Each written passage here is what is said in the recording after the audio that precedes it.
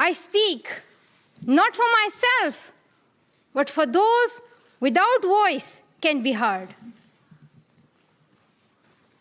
Those who have fought for their rights, their right to live in peace.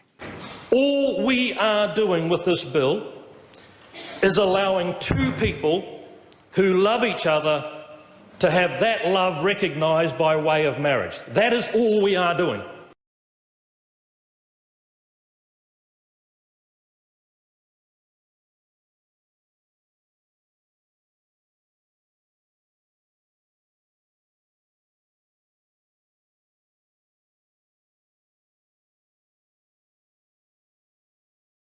Haha. Okay. Hi, and welcome to this episode.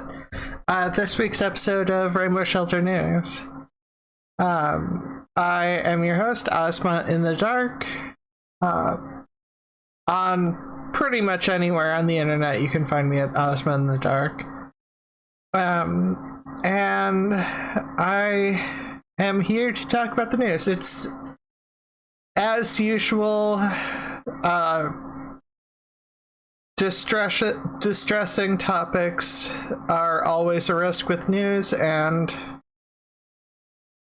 I'm not always the best at breaking that down. So I'm just gonna say flat out, content warnings for any number of bad stuff. It's news. There's bad stuff that happens in the news. A lot of it. I mean, we start with talking about death, but we've talked about rape and assault and a variety of other things. 'Cause news. So, oops. Let's start with the general thing that I like to cover, just so that people can remember. A black trans woman was fatally shot in the US. Her name was Nedra Sequence Morris. Basically, a black 50-year-old trans woman is the victim of transphobic violence because,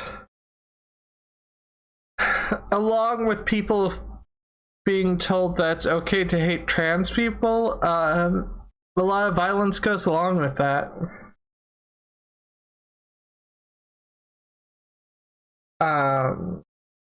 Shot in the head at an unknown location, just tossed from a moving vehicle. That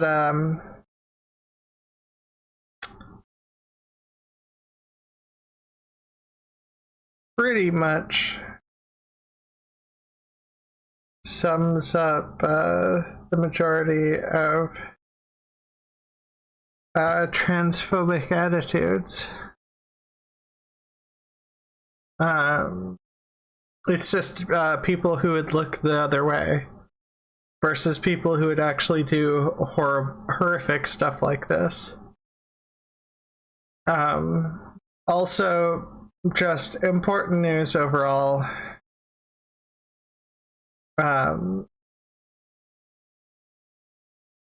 There's a domestic terrorism bill passed by House following the racist Buffalo attack.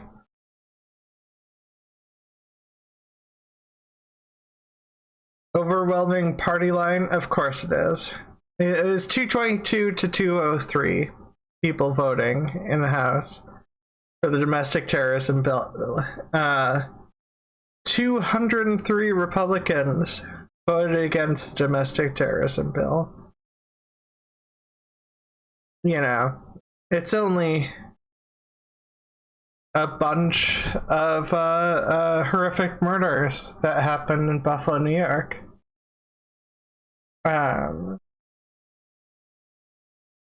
Basically, it's designed to expand the availability of information on domestic terrorism while also doing the same for a relationship between domestic terrorism and hate crime, because there is a relation there, domestic terrorism and hate crimes. It fell apart. The previous bill fell apart in the Senate, which might happen now. It's only gotten through the House, so we'll see if this can get through the Senate. I don't know if it will. Something about news and politics can make you jaded to some degree. Speaking of more racism and violence, Black Americans facing an increasing rate of gun-related deaths. Some of this is probably due to the pandemic, I assume. But because the more people are out there, the more hateful people are out there, just as a general, young Black men and boys aged 10 to 24 compared to white men and boys of similar ages. This is not seem particularly this does not seem particularly surprising. Increase in racially motivated gun violence in the last several years, which is not surprising.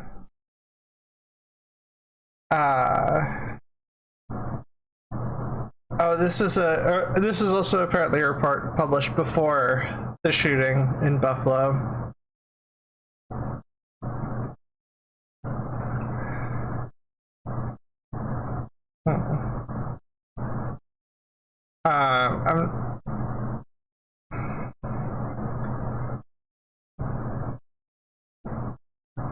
It's very much a complicated thing because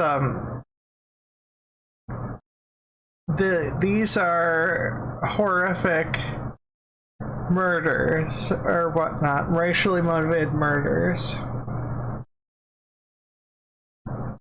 And yeah, that wouldn't happen. They wouldn't happen without a gun, but I'm not.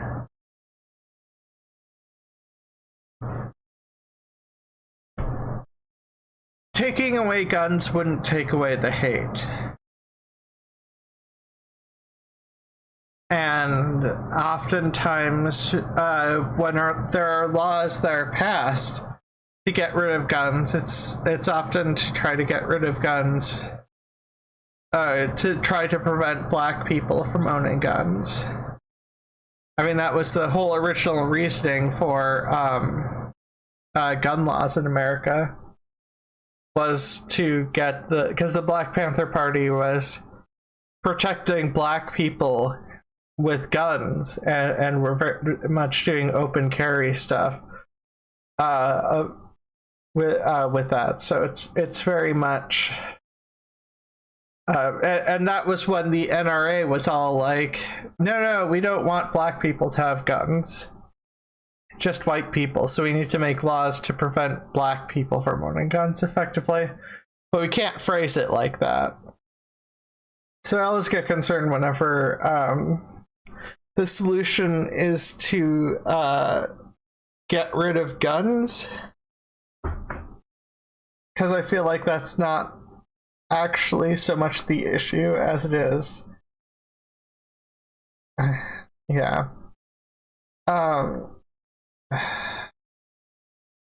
And in terms of hate, 2 years, it's 2 years.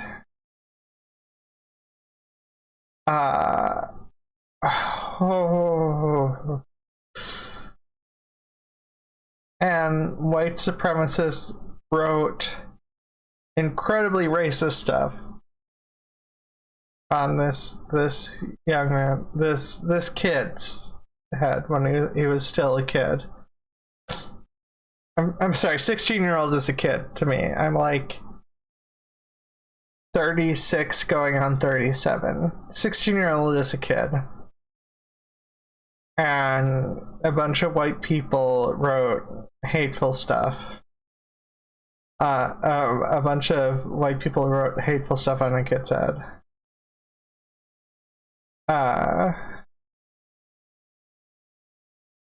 Oh, there wasn't a follow-up, so of course,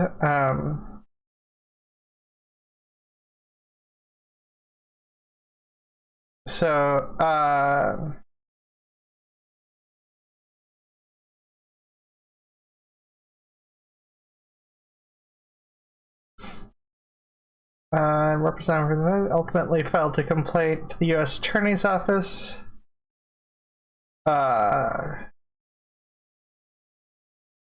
Department had identified the teens in question, however, they weren't able to make an arrest because the statute of limitations had run out. I think they're referring to simple assault and battery, but this is clearly a hate crime, and I think that's why they're doing their best not to classify it as a hate crime, because again, they're not shock police covering for hate crimes. That would never be the case. This is 100%. You don't write. You don't draw a swastika on someone's head and not call it a hate crime. That is 100% a hate crime. That said,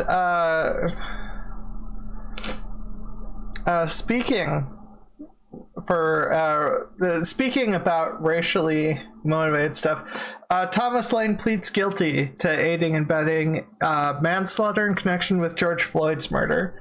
So I don't know. So this is one of the cops that was there with the George Floyd video, and I realized that I think George Floyd last week or the week before, I mentioned George Floyd's murder getting a reduced sentence, which in itself was just upsetting.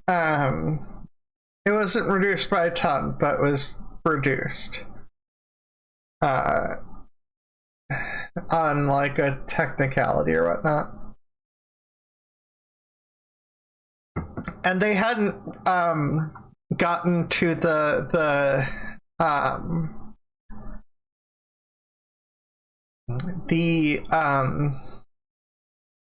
assisted part, aiding and abetting part. So there were, I think, like 3 police officers or former police officers, because they were all fired due to the protests.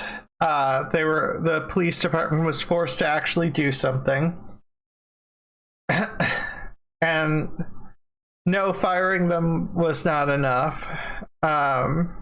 So Thomas Lane is one of those people, and Thomas Lane has pleaded guilty to aiding and abetting manslaughter. Now, that might, just by pleading guilty, he might reduce his sentence. I don't know, but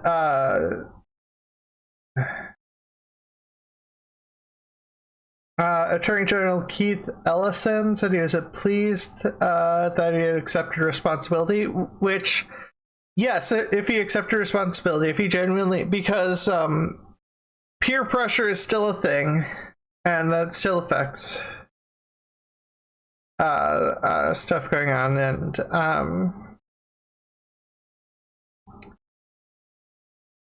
I don't actually know if it's cynical or if it's genuine guilt. Hopefully the latter, but so yeah, he'll receive 3 years in prison. Derek Chauvin is sentenced 22.5 years in prison. All 4 officers involved in Floyd's death: Chauvin, Lane, Alexander. Okay, so yes, it was 3 other, 2 officers besides Thomas Lane. And I don't know if the other officers, the other 2 officers are going to plead guilty or not, but it's definitely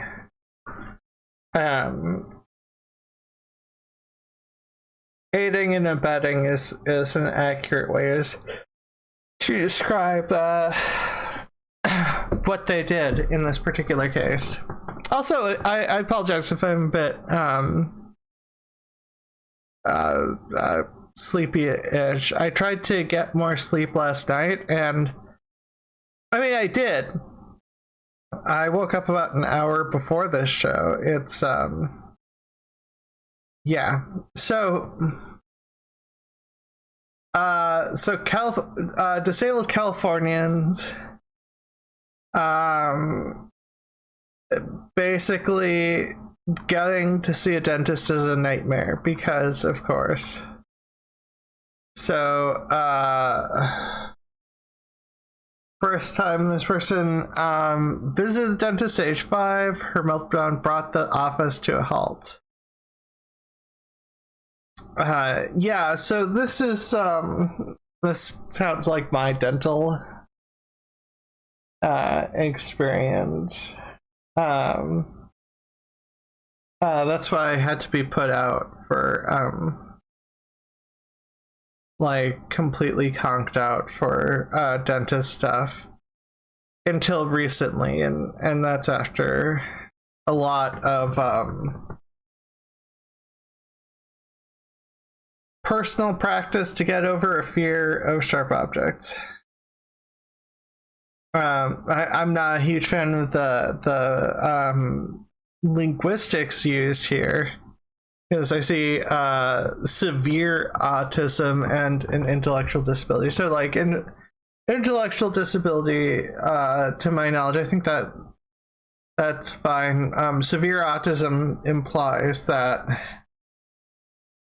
how autistic you are matters or whatnot for the purposes of like what is severe. It's just you're severe is effectively you're autistic and more different, but it's definitely a framing that there are it's a hierarchical framing to be like these are the good autistic people, these are the bad autistic people. So autism, cerebral palsy, bunch of other stuff. Requires sedation during dental procedures, which I used to, by the way. Like, I mean, I am, well, I'm, have always been on the autism spectrum, but I definitely needed sedation to deal with dental procedures. In fact, I needed sedation to be able to stand a chance of being able to go through sedation. So like when I had some of my extra teeth removed when I was like a kid, I had to be I had taken a tranquilizer, and then when I got to the hospital, or not hospital, when I'd gotten to the dentist, I then still like freaked out to a significant degree before being sedated to the point of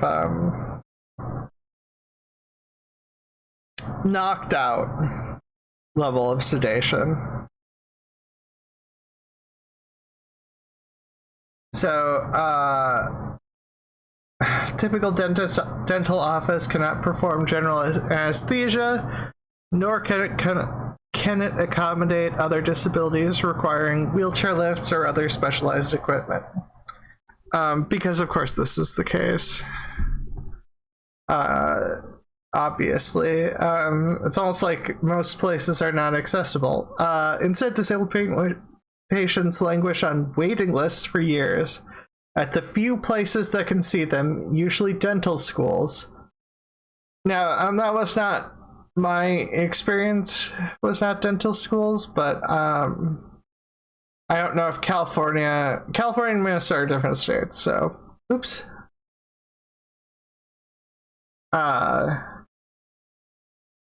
So for more serious procedures, people can be on waiting lists for years. It's just when there's less places, you can be on waiting lists forever. I know, well, not dental procedures.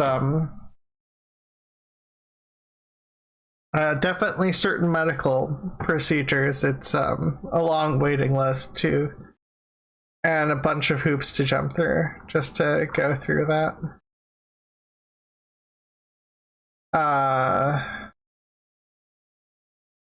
Yeah, so without centralized database, number of patients that need special dental care is hard to quantify.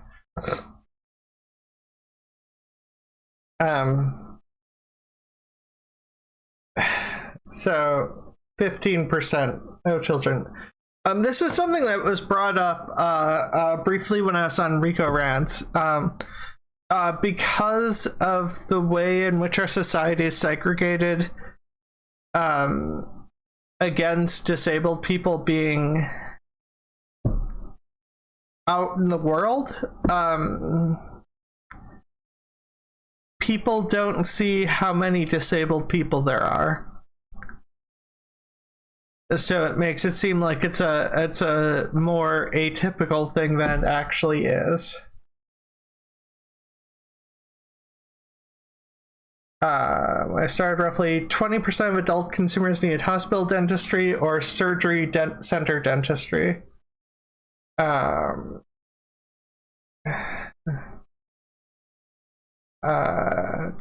likely an undercount. Yeah, it's... And most just don't accept the medical plans. It's very much...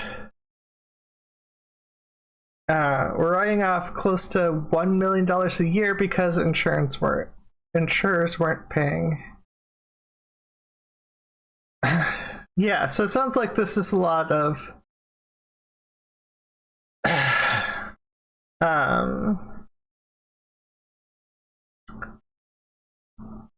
there being not enough people to help with the needs of the general population, which is a common thing for a lot of medical and dental stuff. So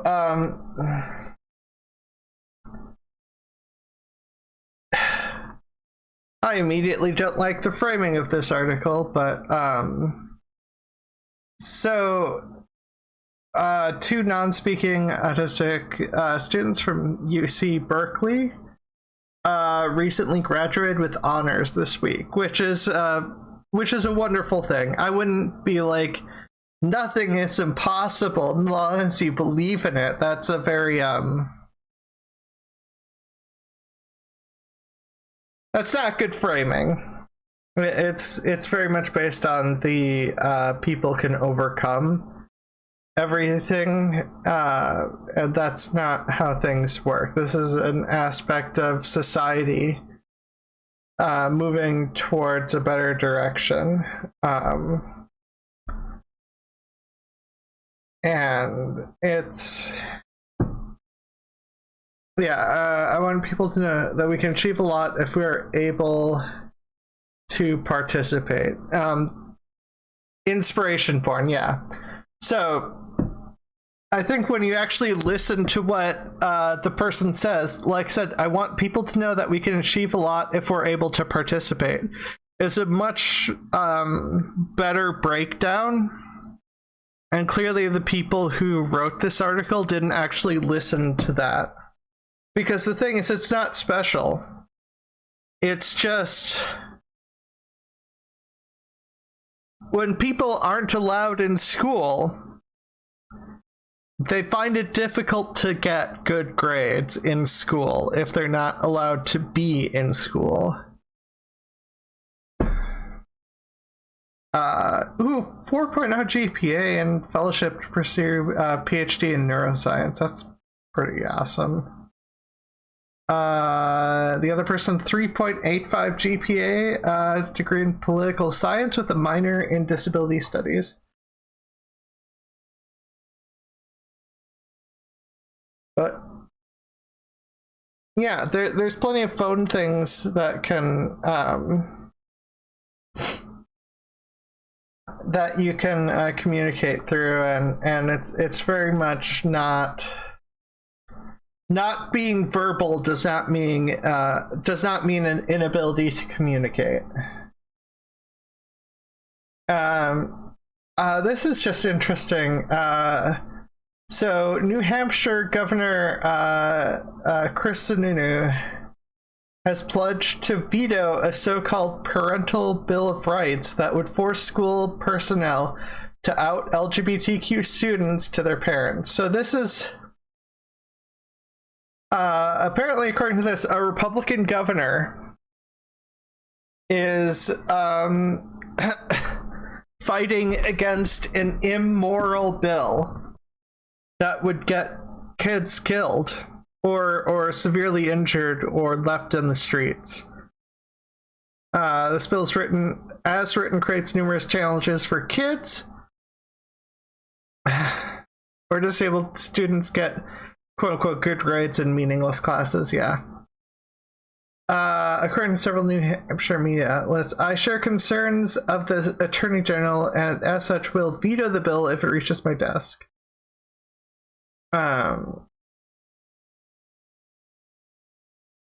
So I don't know, to be fair, I do not know if this person is doing it so much for a moral reason or a technical reason. I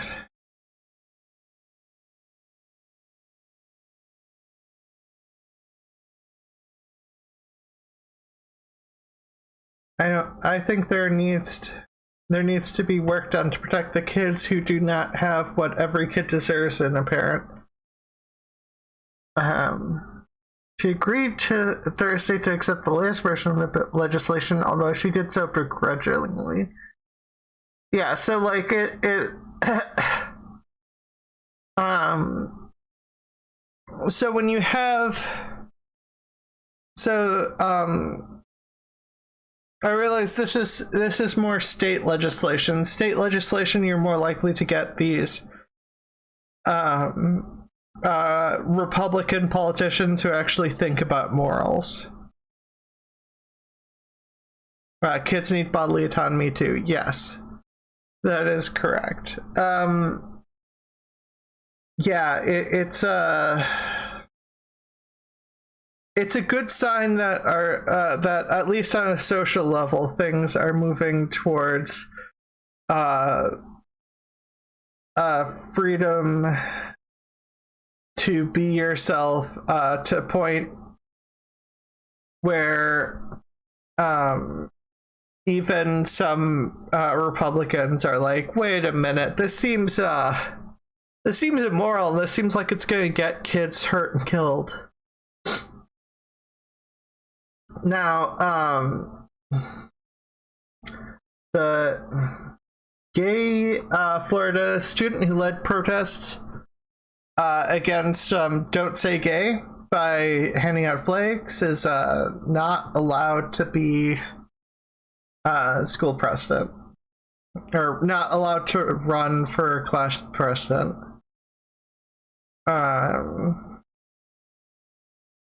Which so he told how he's interrogated by staff before he's escorted off campus and suspended from classes for 4 days. Organizing 500 students in the protest, these efforts include personnel purchase of over 300 pride flags, which he distributed despite school officials classifying them as a political statement.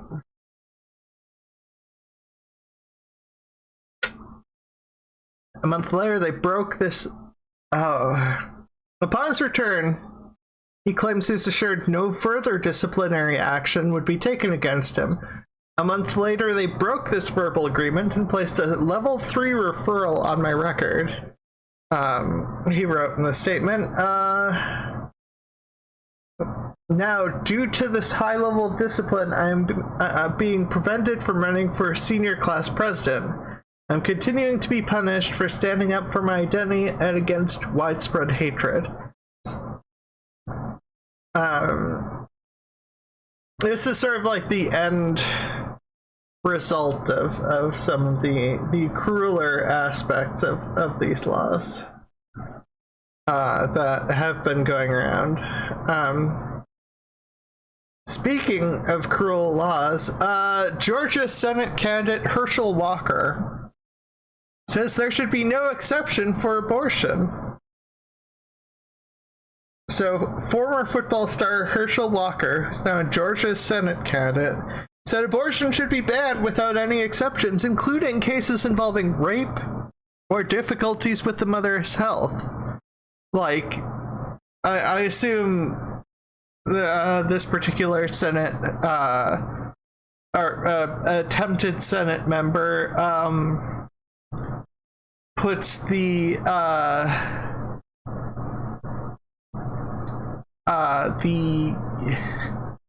chance of a child being born above the life of the mother.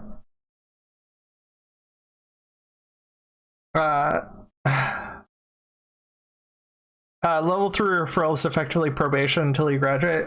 Okay, good to know.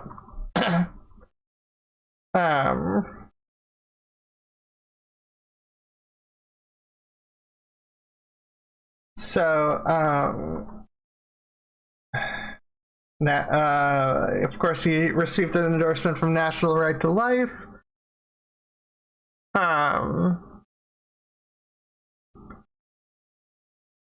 Herschel Walker will be a most effective champion for unborn babies and their mothers in Washington, and he has demonstrated the passion perseverance takes to win the critically important Georgia Senate race. Carol Tobias, the National Right to Life president, said, Georgia deserves a pro-life senator like Herschel Walker, who is committed to building a culture of life. Walker's stance for life stands in stark contrast to the out-of-touch record of Warnock, who supports abortion for any reason until birth. So, like, I just was watching far too much George Carlin. Well, specifically George Carlin reactions. Because George Carlin does a bit about a lot of pro-life things, and people say life begins at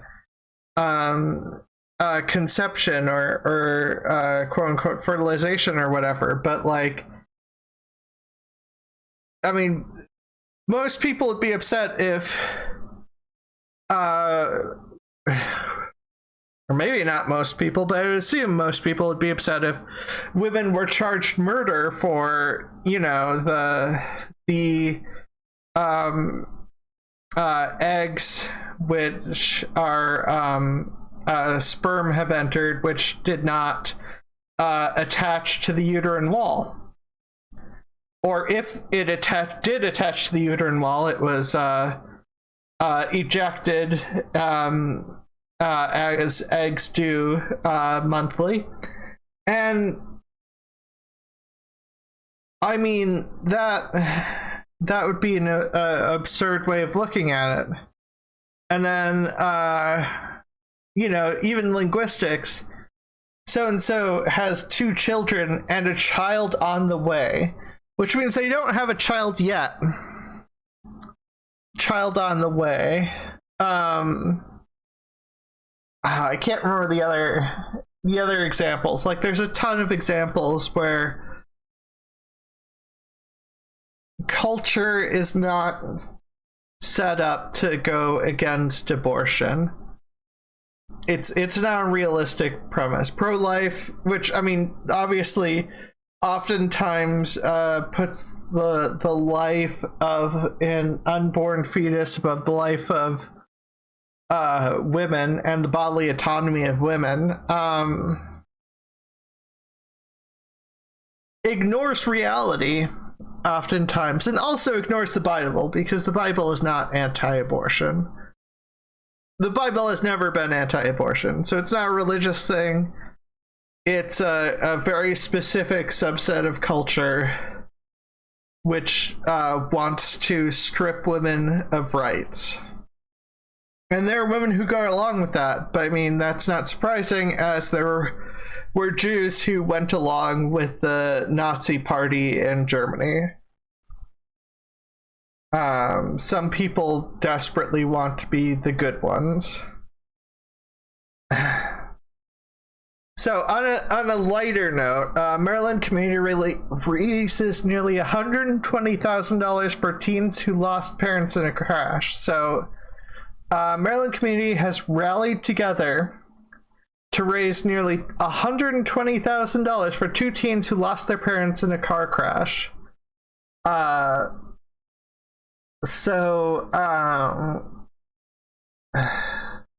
On the day of the crash, a person started a fundraiser on Facebook to help his friends' children. One of the teens will start high school in the fall. The older boy is heading to university in Virginia. And yeah, I mean, that is...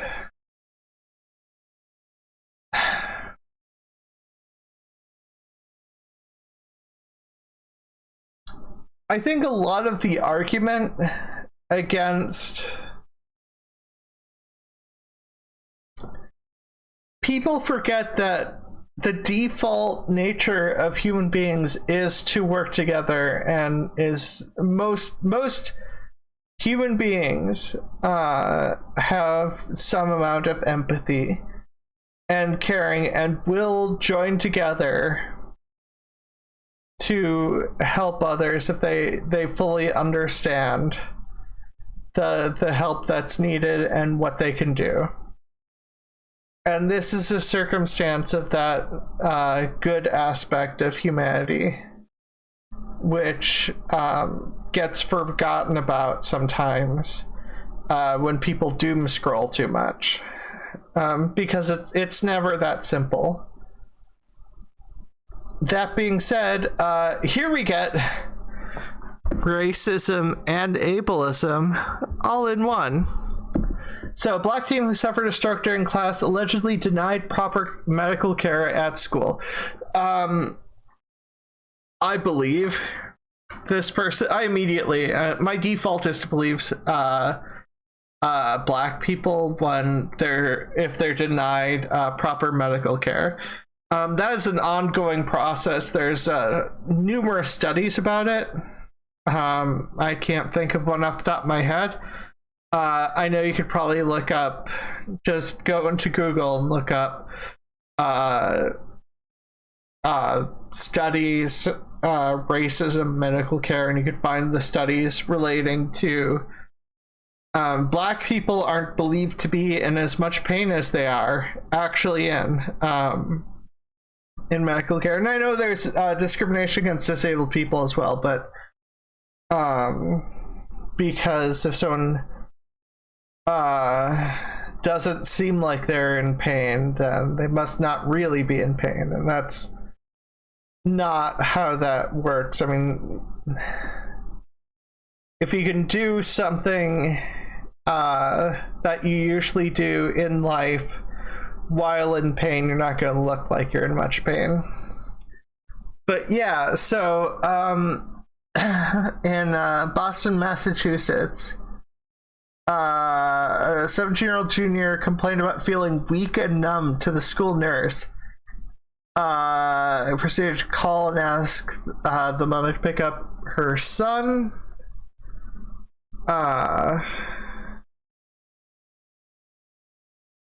However, don't like the wording there. Just notice the wording. However, Alicia, who uses a wheelchair for transportation, urged the nurse to call 911 as the mother recognized that her son may be having a stroke. Listen, there's a small vessel problem in my left side of the family that causes a stroke easily if there's any blockage. She recalled telling the nurse, it is so important to get him to the hospital right away because he could die. Your professional eye may not see the stroke. I'm not visible, but if he's telling you he's weak on his left side, please, at this point, I'm pleading with all intensity that I could muster up with no voice. Please get my son to the hospital, please. She added, in spite of the mother's plea, the nurse was unmoved and kept arguing as her son continued suffering a stroke. They start arguing with her on that while I'm out here stroking on the bed right now, trying to stay up, he noted. I was afraid that if I fell asleep or something like that, I was going to go into a coma, or probably for the worst. So, yeah, no, this is very much... This does not seem surprising to me.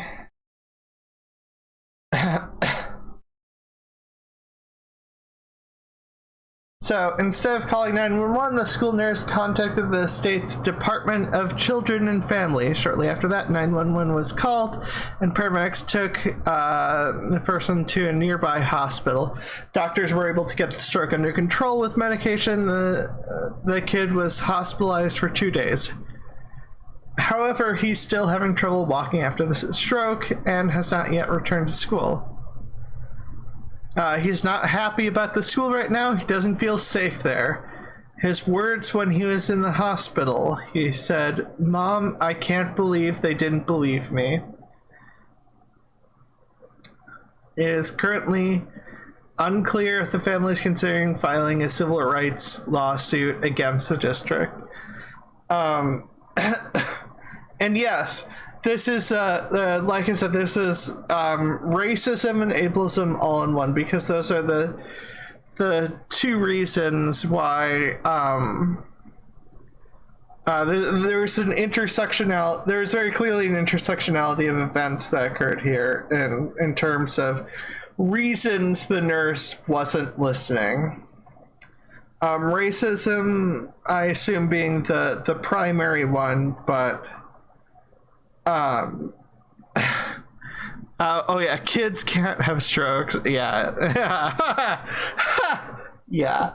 I'm sure that was part of the attitude as well, but just black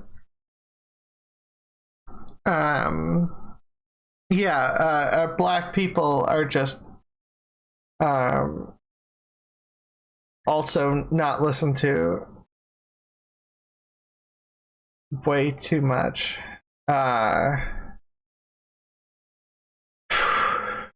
Yeah, this is just one of those things where it's just frustrating that society is the way it is. Although Mission Indoor Amusement Park debuts wheelchair accessible go-karts. Now, I did not know there was a wheelchair accessible go-kart.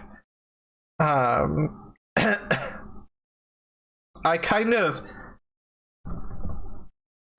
actually kind of excited. I don't know enough about this, but this seems exciting to me because I remember playing. I used to, as a kid, I used to drive go-karts around. And sometimes I would get to go to a go-kart place.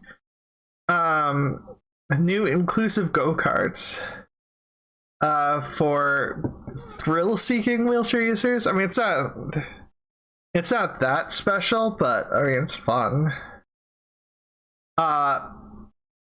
Not a fan of the phrasing. Handicapable is like the worst phrasing, but let's put that aside for now, and let's just focus on the good thing, which is that accessible go-karts.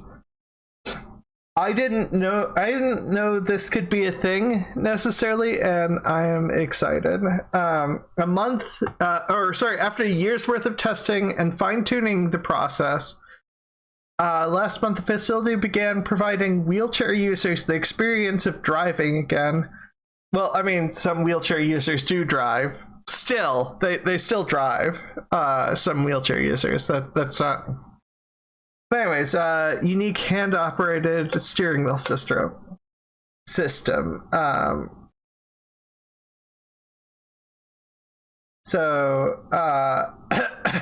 Still not a fan of the phrasing. Handy anything is a bad word, yeah. Removes the need of using regular brakes and gas pedals by placing the operating mechanics directly behind the steering wheel and the go-kart. So this might not be accessible. This might be limited accessibility to wheelchair users. I'm not sure if I'm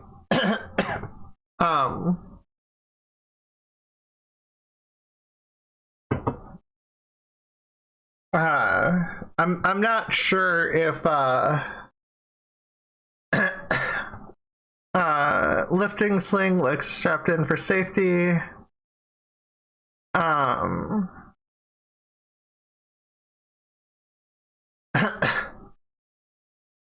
Basically,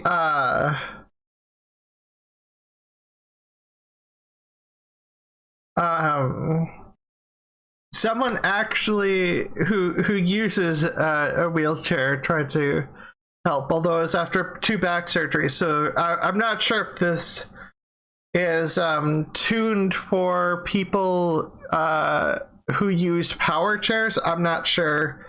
Could you necessarily use this particular go-kart? I don't know enough about the mechanics. But definitely more accessible than the average go-kart, which is not accessible at all. By nature, due to the assumptions of society. Dollar General fired New Jersey worker with learning disability for being, quote unquote, too slow, lawsuit said. So an Ocean County man with a learning disability and health issues has filed a suit against the Dollar General Corporation, claiming he was fired from his Point Pleasant store for being, quote unquote, too slow his job as a stocking clerk. Now, this does not this does not surprise me that this particular form of discrimination occurs, because most companies are set up with the profit being the most important thing.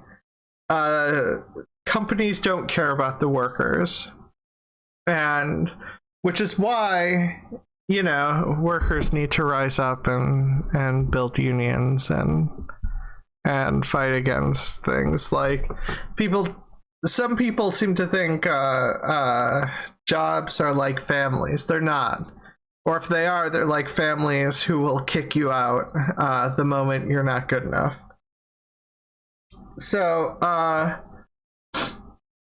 he disclosed during his job interview that he was born with spinal meningitis. The condition led to lifelong learning disabilities, hearing loss, and vision impairment. Rona's job application, they receives Social Security benefits due to disability, could work limited hours each week, and was unable to work shifts that required him to drive at night because of the vision problems. Shortly after hired, his supervisor began discriminating against him based on his documented disabilities. "You're too slow," the manager allegedly told him repeatedly as he stocked shelves. "You're taking too long. It shouldn't take that long." Because I hate supervisors like this. I hate managers like this. These are like the worst. Different people are different. You can't expect people to all work on the same pace, and this is just cruel.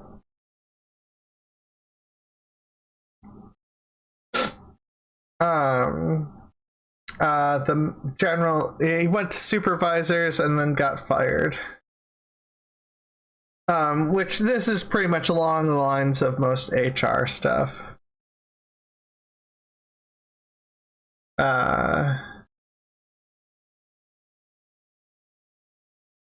Yeah, and I don't think they can use the general excuse. So most companies, they're just like, you go to the bathroom too much, you don't work hard enough, so we fired you. Is the general excuse that they use. I don't think that excuse will fly in court. In this case, I think they just assumed, because the majority of people do not go to court, because this is likely not an isolated incident, and people, I assume this person was hired to try to have someone who who they can pay less money due to the fact that disabled people can get paid under the minimum wage. So in Oklahoma, God, this week is making me hate Oklahoma, by the way. And I used to like that musical. No, yeah, so a parent involved in bear divorce with their same-sex partner is now fighting for the right to raise her child after an Oklahoma judge ordered for her name to be removed from the child's birth certificate. So, the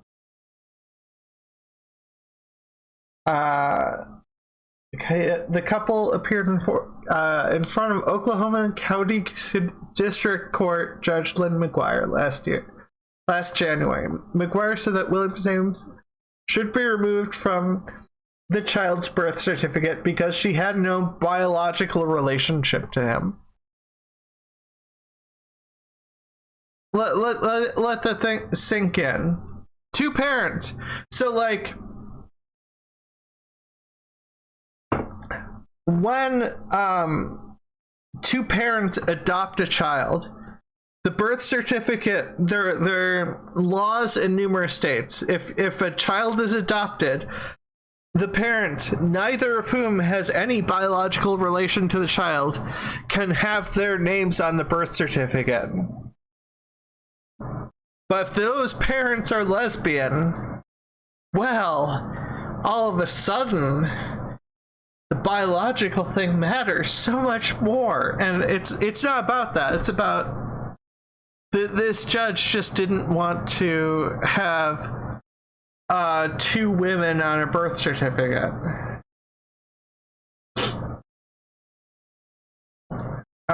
Instantly started shaking. I mean, pure terror as a queer person to be erased. Yes. So,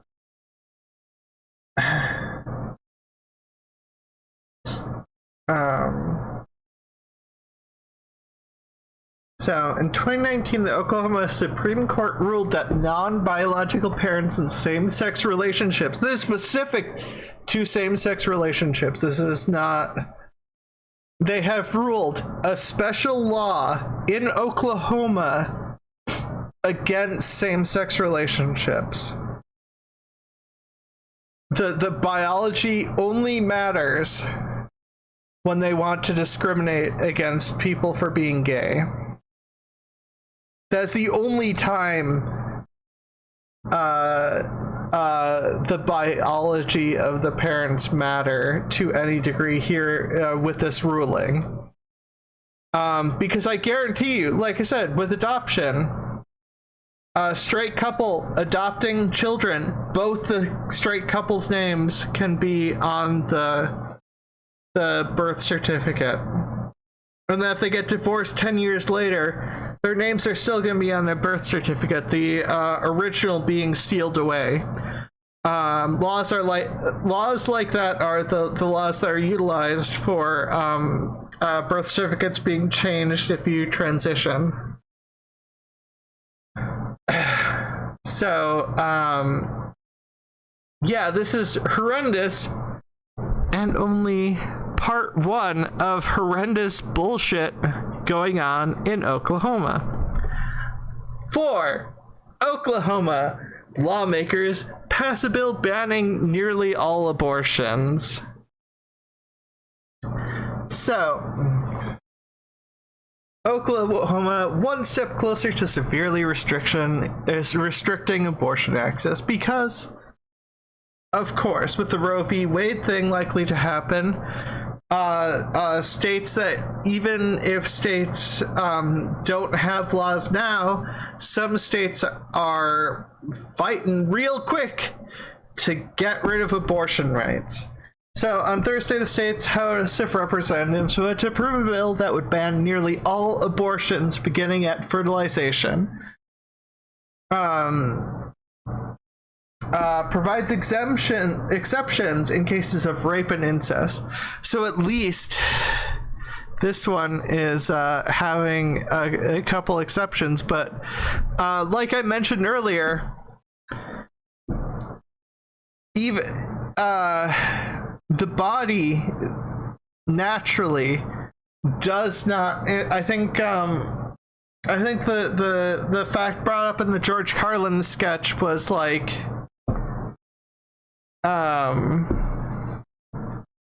only like something like 20% of all fertilized eggs actually connect and stay on the uterine lining.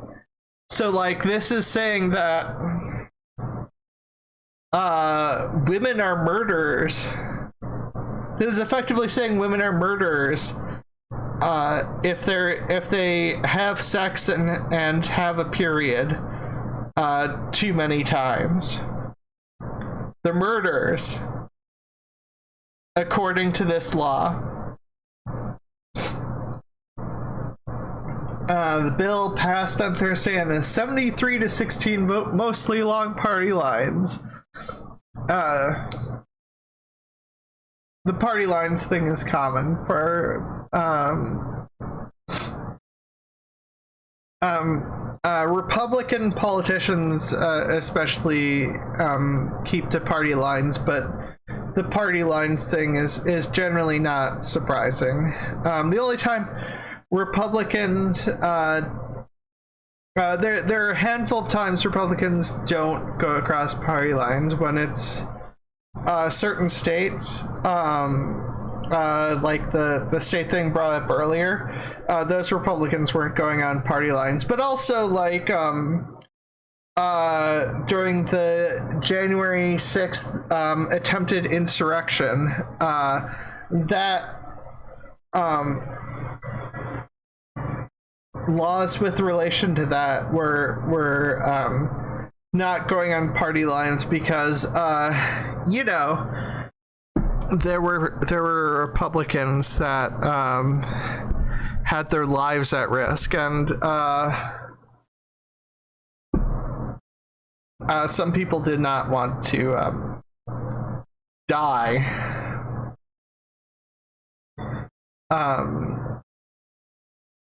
But yeah, it does not restrict the use of contraceptions, such as the morning after pill. The bill states that abortion does not include the use of prescription administration, procuring, or selling of Plan B morning after pills or any other type of contraception or emergency contraception. So okay, so I guess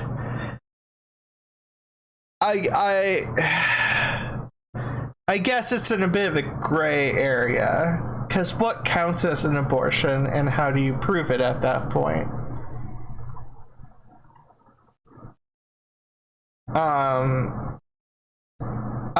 And as anti-abortion stuff leads to anti-LGBTQ stuff. Oklahoma passes anti-trans bathroom bill.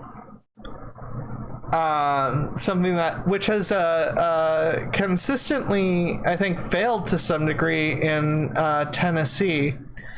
Oklahoma, of course, passed the anti-trans bathroom bill, required trans students to use a restroom associated with their sex on their birth certificates, or use single occupancy restroom or changing room.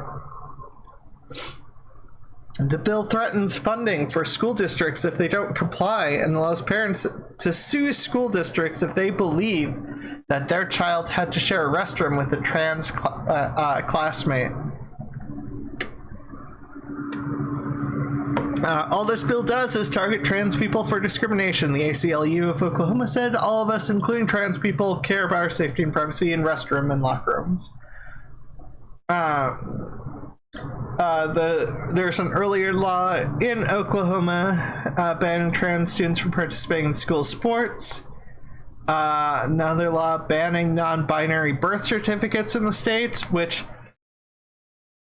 is really I don't know if I missed that one or didn't notice about it, but that actually pisses me off because that's a very much that's a law that goes against the rights of intersex individuals, and the binary birth certificate setup has always been something which has caused harm to anyone who is intersex. And yeah, bill could be challenged in courts. I'm concerned though with the anti-Roe v. Wade stuff, that there'd be anti-LGBTQ stuff. And I have even more concern because anti-LGBTQ lawyer explains how abortion restrictions paved the way for banning trans health care. So, a right-wing lawyer explained how the fights for reproductive rights and for transgender people's access to gender-affirming medical care are connected when it comes to the law. Ohio State Families, Aging, and Human Services Committee held a hearing today about HB 454, which would ban doctors from providing gender-affirming care to trans youth and require teachers to out trans kids to their parents. All of the witnesses at the hearing supported the bill, and most were from religiously affiliated organizations.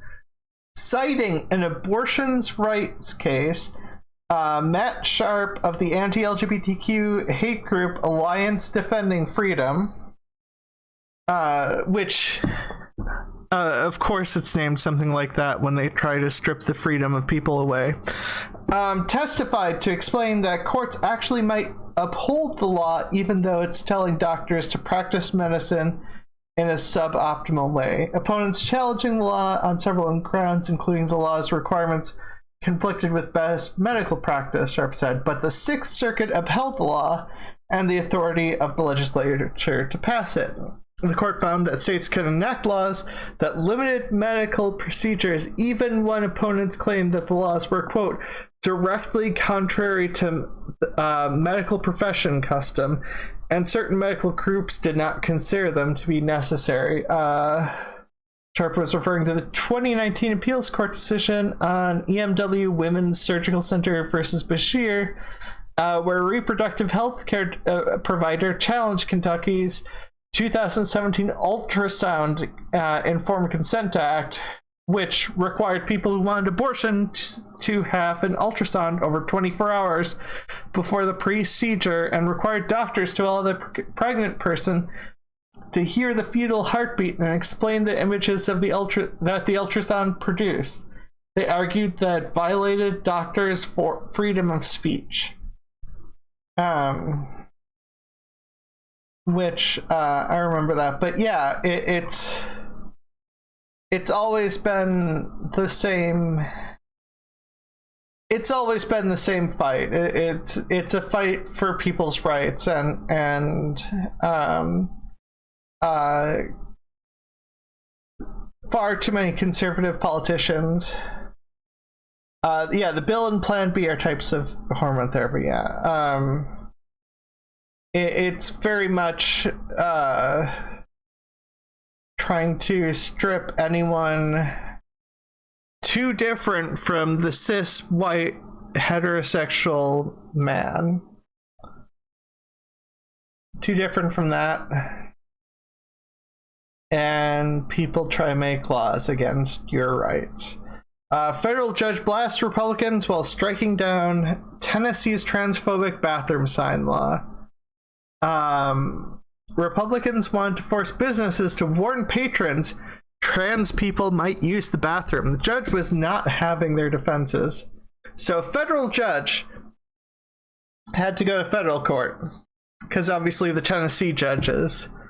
the pillow. The federal judge struck down the Tennessee law requiring buildings to post a warning sign if they allow trans people to use facilities matching their gender identity. I believe this was actually covered on Rainbow Shelter News last year. Judge's decision blasted Republicans' reasoning for the law as thin, unconvincing public jab at trans people, and that violates the Constitution. And also revealed that Republicans said they never intended on enforcing the law to begin with. Building with trans-inclusive bathroom policies to post a garish 8x6-inch red and yellow sign in bold print stating, "Notice, this facility maintains a policy of allowing the use of restroom by either biological sex, regardless of their designation on the restroom."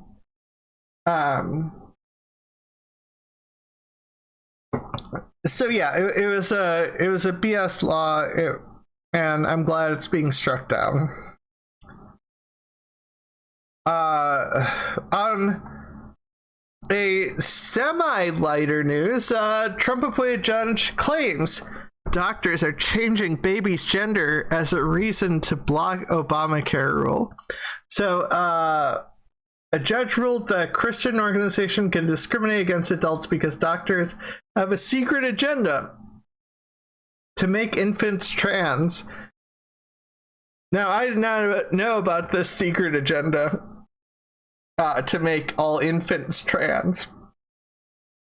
So, a Trump-appointed judge just blocked federal agencies from enforcing part of the Affordable Care Act on the grounds that require doctors to perform gender-affirming care, including surgeries on babies, which they don't care about the truth or the lack of truth in this case. Semi-lack of truth. I don't know how many places intersex children are still forced to be one sex or the other. And that is... I mean, that's not gender-affirming care. That's forcing a biological sex if the doctor can't decide which one you're supposed to be. But and they don't care about that. I guarantee you they don't care about that, because that's not what they're talking about. They're talking about a made-up conspiracy. The Christian Employers Alliance alleged that the implementation of Section 1557, which of the ACA, states that healthcare cannot be denied to any individual because of discrimination based on their sex, race, disability status, and a variety of other reasons. So it's saying that Section 1557, the anti-discrimination bill, was an affront to their religious freedom, which it's not. Essentially, the suit said that being required to treat patients with gender dysphoria would prevent them from maintaining views and facilities in accordance with their religious beliefs. I'm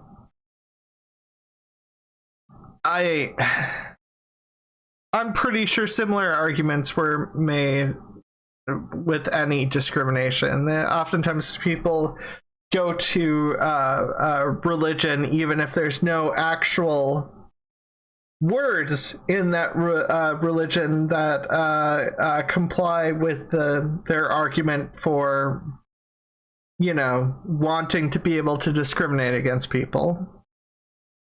But yeah, Judge Daniel Traynor, Trump appointee, sided with the Christian Employers Alliance in saying that refusing care to trans people was an expression of the plaintiff's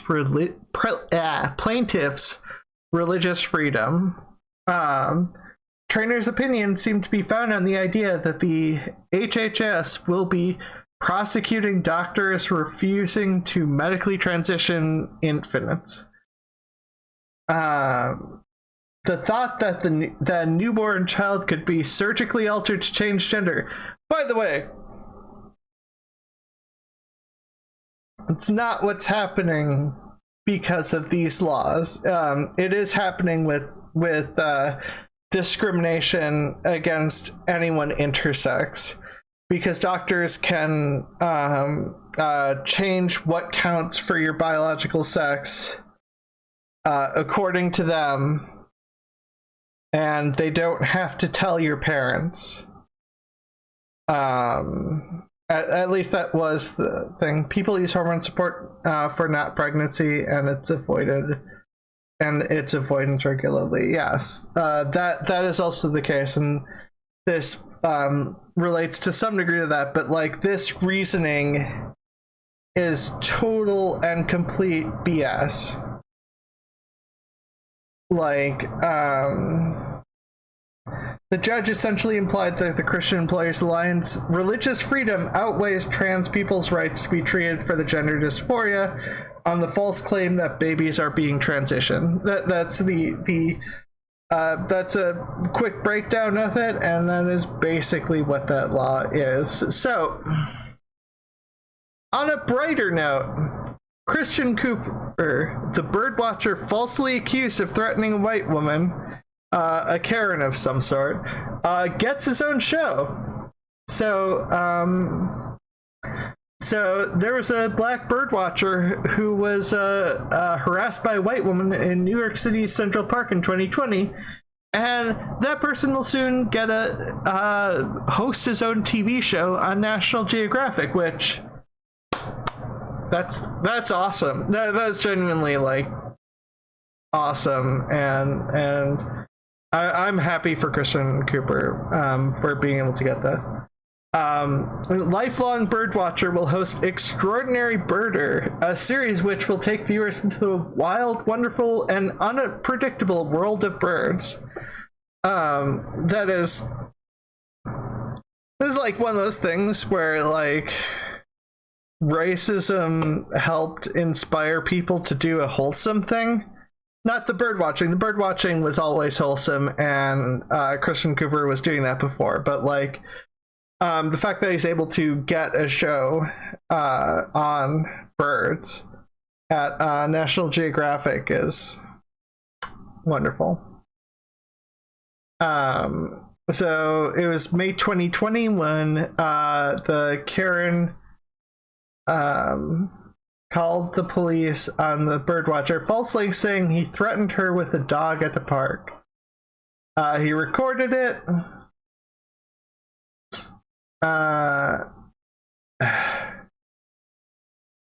It's the woman was charged with a third-degree misdemeanor after making a false claim. NPR reports, however, the Manhattan District Attorney's Office said the charge was dropped after Cooper completed 5 restorative justice sentence or restorative justice sessions. But yeah, so we'll have a wonderful, wholesome birdwatcher.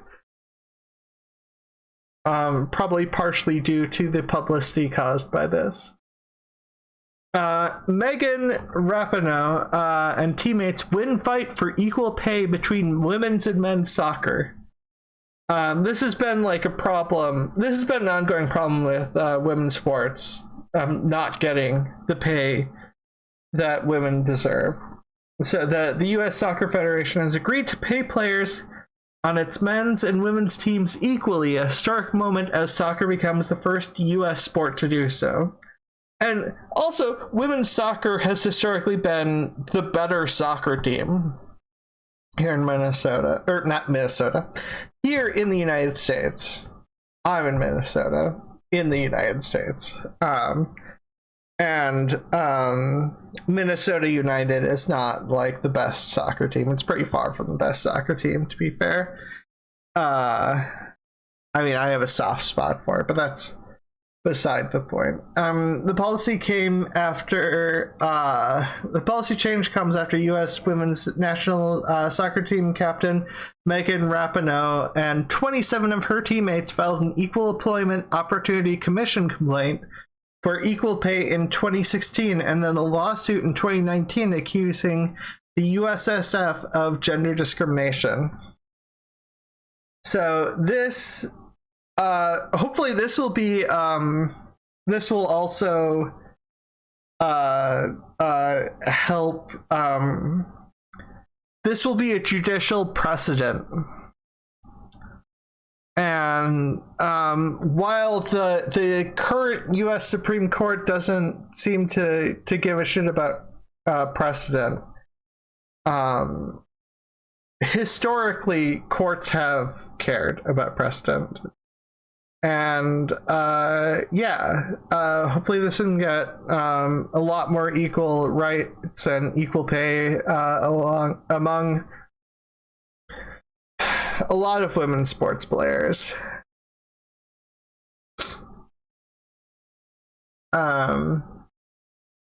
Transphobic violence got less than an hour of news coverage in 2021, the deadliest year on record. TV news stations collectively spent less than 45 minutes covering horrific anti-trans violence, despite 2021 being the deadliest year on record. 2021 was the year of an anti-trans serial killer, if I recall correctly. I can't remember if a lot of it was happening in Virginia or the Tennessee. It was somewhere near that region. A potential serial killer of killing trans women of color, largely.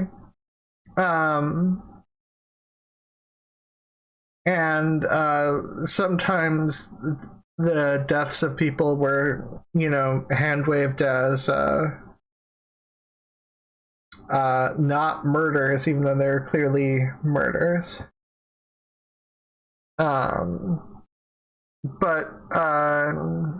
Despite the rise in violence, U.S. broadcasters spent a collective total of 43 minutes covering anti-trans violence in 2021. 43 minutes. News cycles that go on all day are not covering hate crimes, this particular brand of hate crime, because they don't care, and obviously the companies that run them don't care, but half the time, half the time some conservatives think that even this small amount is too much coverage of these. But yeah.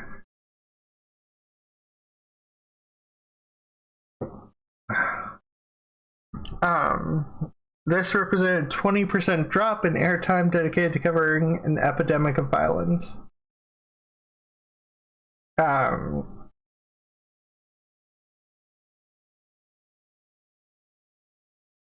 It's the news being the news, and the news is awful. So here, let's okay, so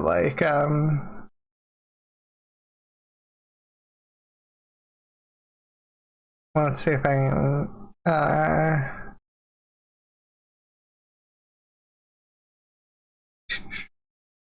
what?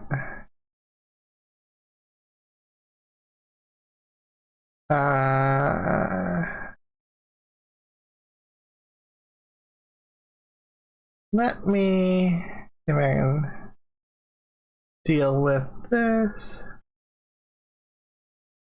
Oh.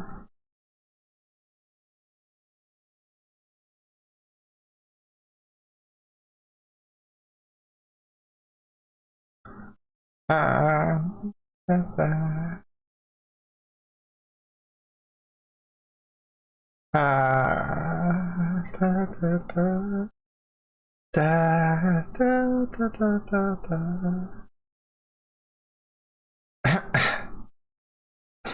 Oh.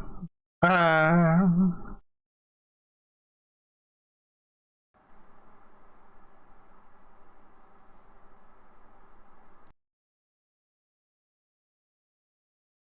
oh.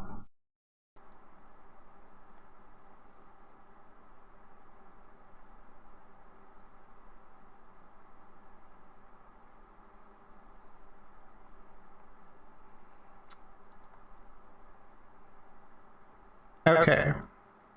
Okay.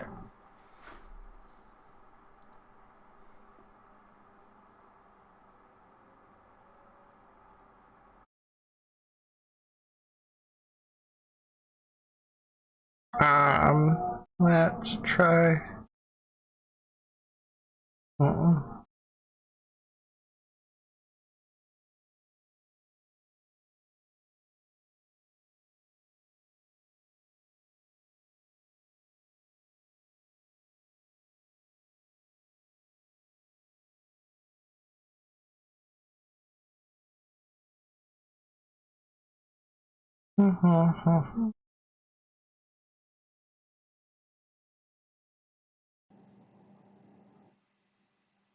Ah.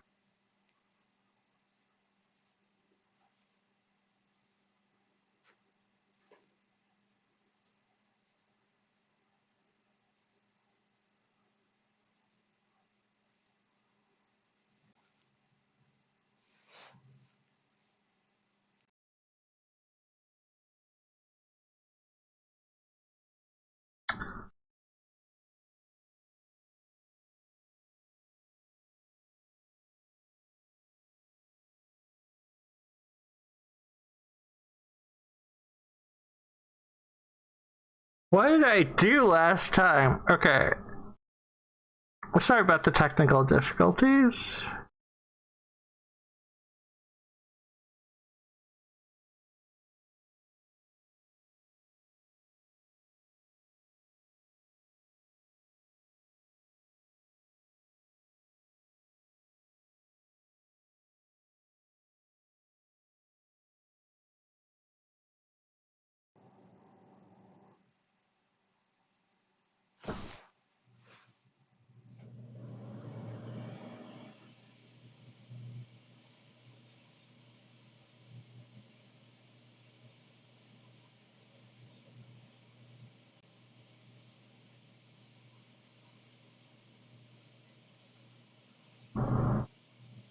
Wait, how is this?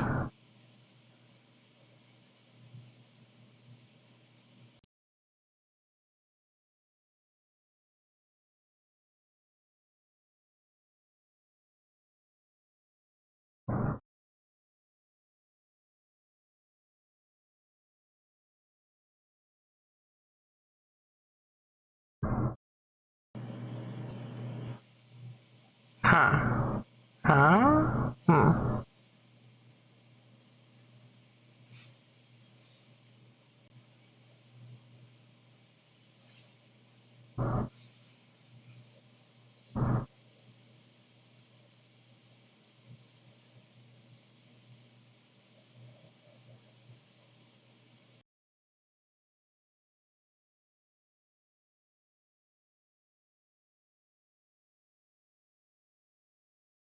Yeah, okay, so like, when I can hear it,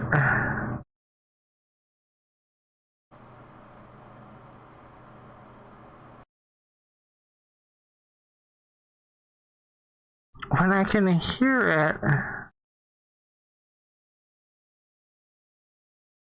it's. Mm, mm,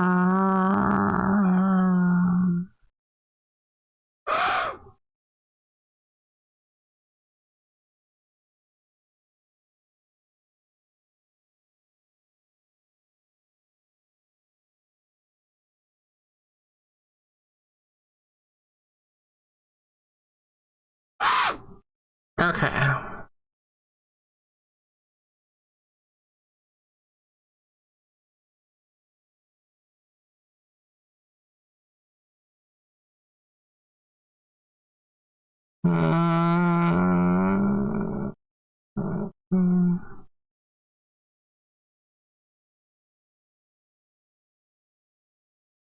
Because this should.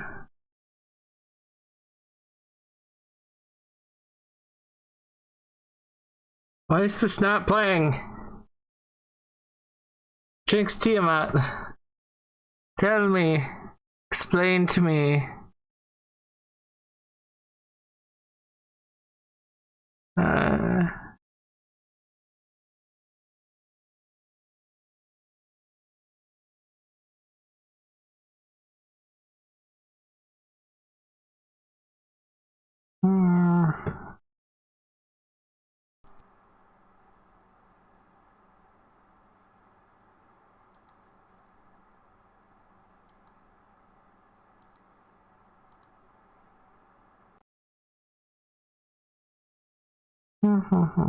What if I just do?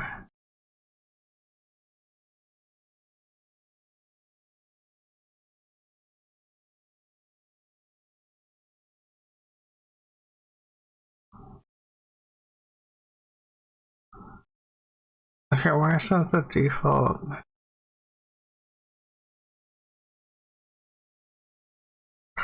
Why is it so confusing?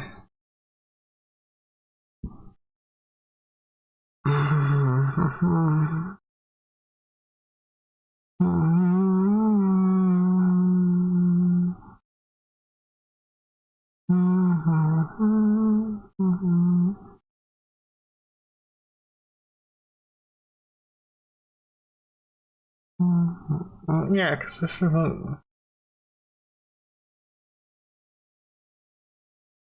I can get this to work, and how am I able to get this to work like default? This is important.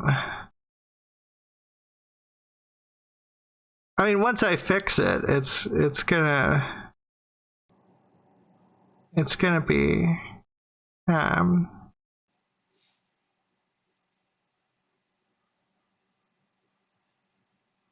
it's gonna be just important overall.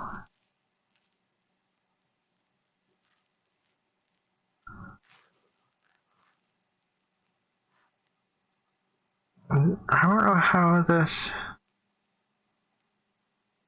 If I select default device,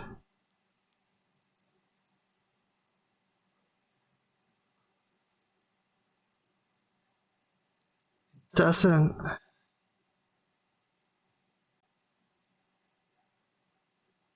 Oh my.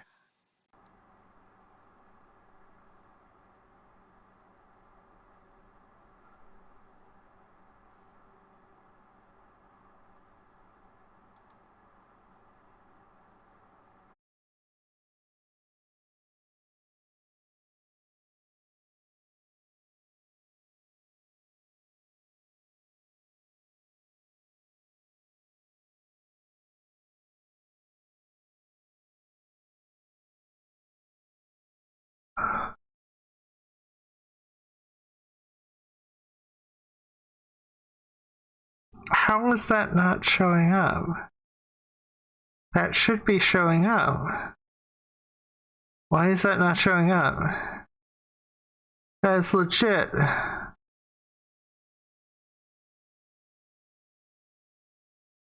The output. Do I need to do this?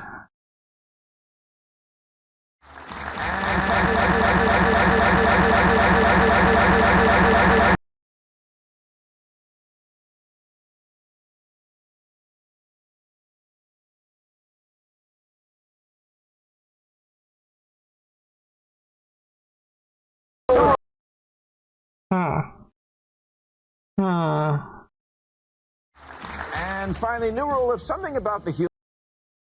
Aha! Okay. problem solved after far too long. So this is... So apparently Bill Maher did something transphobic. And finally, new rule: if something about the human race is changing at a previously unprecedented rate, we have to at least discuss it.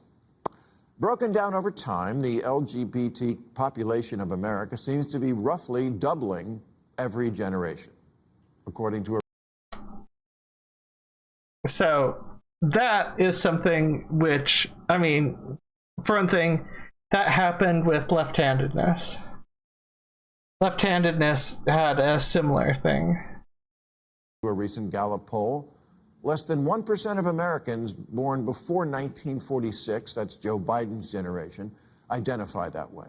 2.6% of boomers do, 4.2% of Gen X, 10.5% of millennials, and 20.8% of Gen Z. Which means if we follow this trajectory, we will all be gay in 2054. Not how that works. 100% not how that works. That's not even close. That makes me want to bring up the left handedness graph. So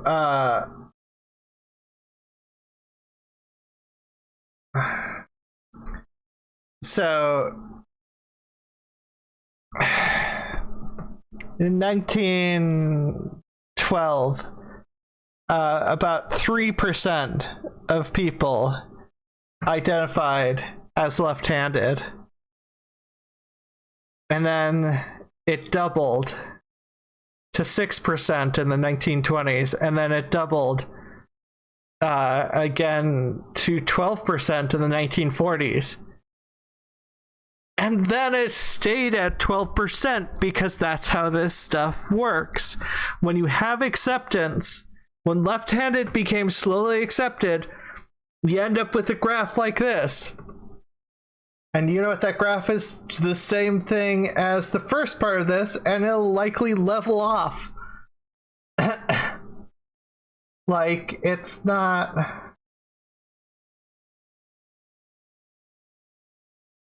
It's not how this works. The line is not going to continue, and it's very much a conservative viewpoint.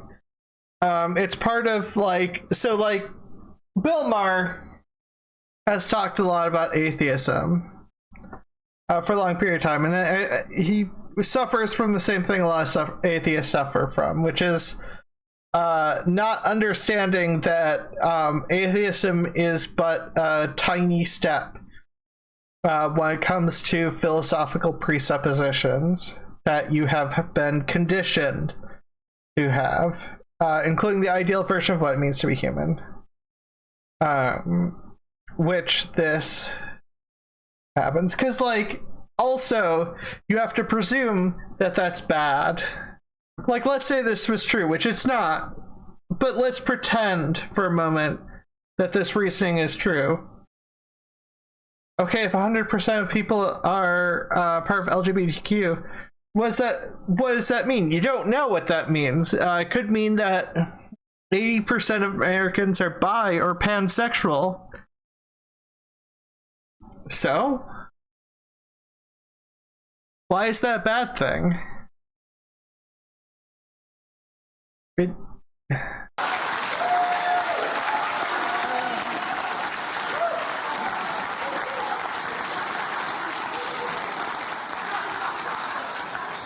And then who's going to buy this chair? I'm People who like just saying that when things change this much, this fast, people are allowed to ask, what's up with that?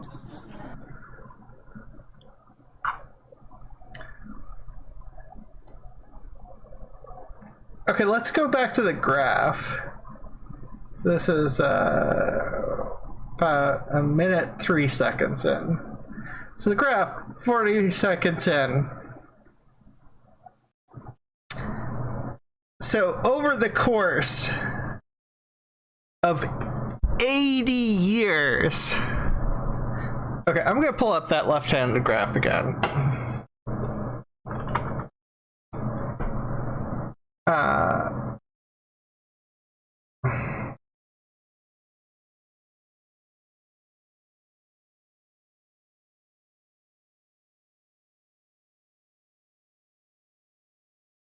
That left-handed graph is not being friendly.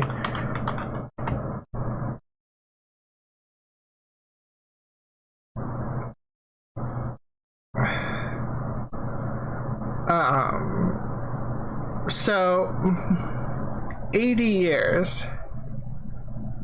80 years. Here's a better version of the graph, which is more accurate. This is from BBC.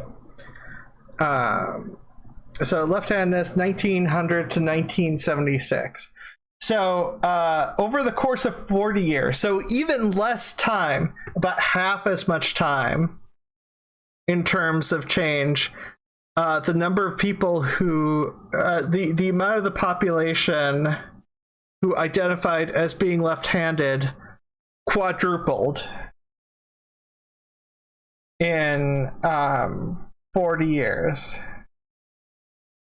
And this is, people who would have been murdered for outing themselves did not out themselves in the 1940s. Very rare for people who would be murdered for outing themselves to out themselves.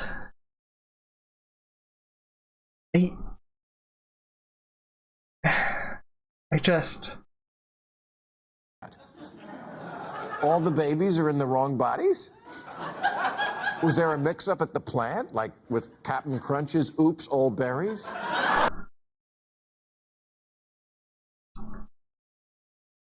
Once again, not how that works.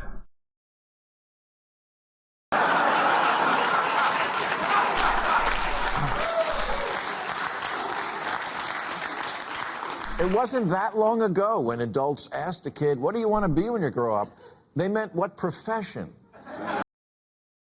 So, it wasn't that long ago when people were still fighting for civil rights. In fact, that graph that he showed goes further back than the civil rights movement in the 60s. That goes all the way back to the 40s. By that reasoning, it was not that long ago. And it wasn't that long ago, by the way. There are people alive today who fought in the civil rights movement. There are people alive today who fought for gay rights. Like, times change.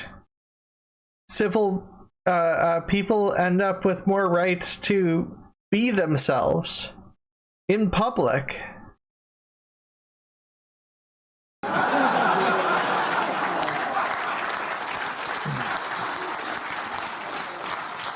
In the wake of America about to lose abortion rights, the ACLU recently tweeted a list of those who would be disproportionately harmed by this.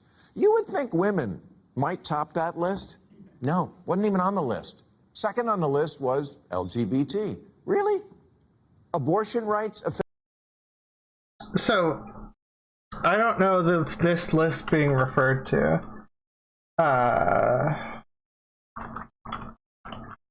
Likely it's people who, likely they said people who menstruate, and by, it wouldn't surprise me if Bill Maher is one of those people who doesn't consider women to be people.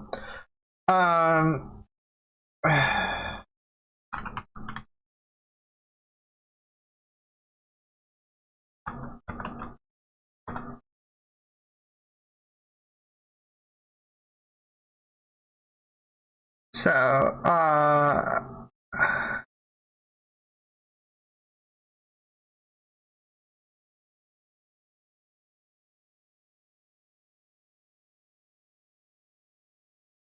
yeah, like this This isn't the...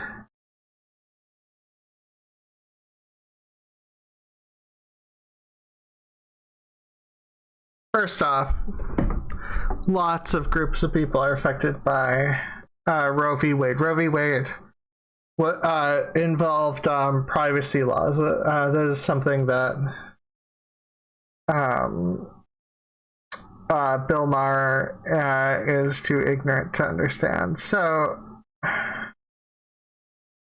there's a list of how Roe v. Wade was put into law. People have been saying Roe v. Wade is under direct threat. That's been the case for a while.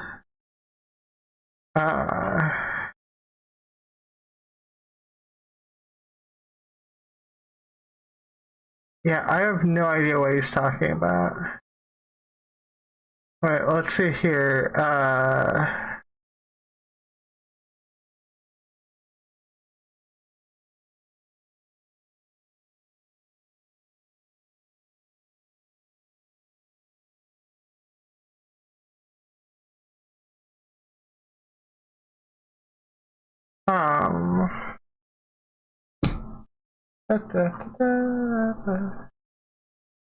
ACLU, fundamental rights have enjoyed by millions over 50 years. No, that's just ACLU fighting for the right to choose. I'm not sure if he's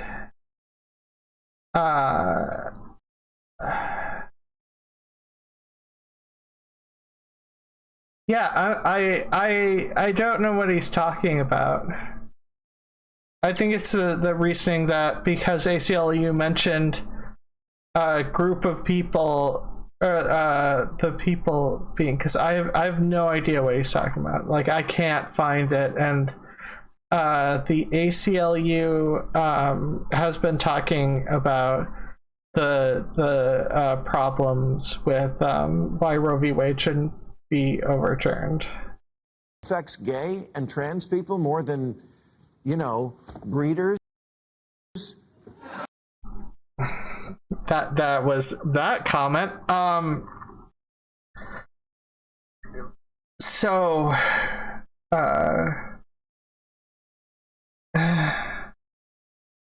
but yeah, a lot of people were saying he's hosting anti-trans comments, and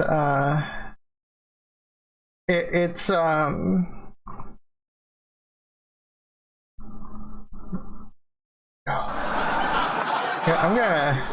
I'm happy for LGBT folks that we now live in an age where they can live their authentic lives openly, and we should always be mindful of respecting and protecting. But someone needs to say it. Not everything's about you. that is the whitest. I just this is a straw man fallacy. Bill Maher is using the classic straw man fallacy that because the ACLU does care about anyone who is capable of getting pregnant, and have been for quite some time. I don't know at all what he's talking about. Like that, which suggests that it might be completely made up. And it's okay to ask questions about something that's very new and involves children. The answer can't always be that anyone from a marginalized community is automatically right. Trump card might drop, end of discussion. Because we're literally experimenting on children. Maybe that's why Sweden... We're not experimenting on children. It's... and Finland have stopped giving puberty blockers to kids. Because we just don't know much about the long-term effects. Although common sense should tell you that when you reverse the course of raging hormones, there's going to be problems. We do know it hinders the development of bone density, which is kind of important if you like having a skeleton.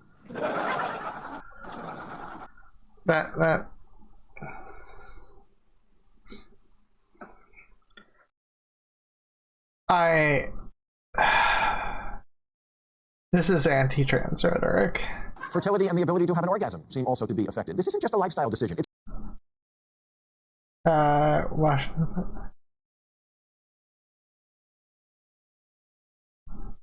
Who is Dr. Marcy Bowers?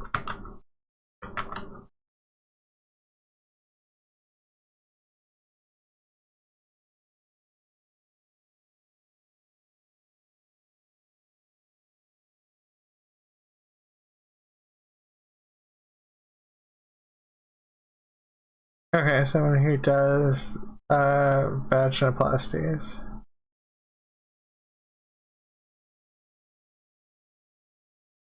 Okay.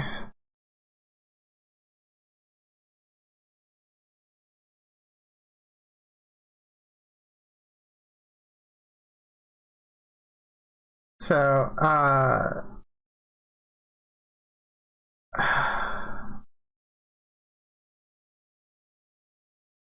what? I don't know. Is one of his things just flat out a lie? It wouldn't surprise me.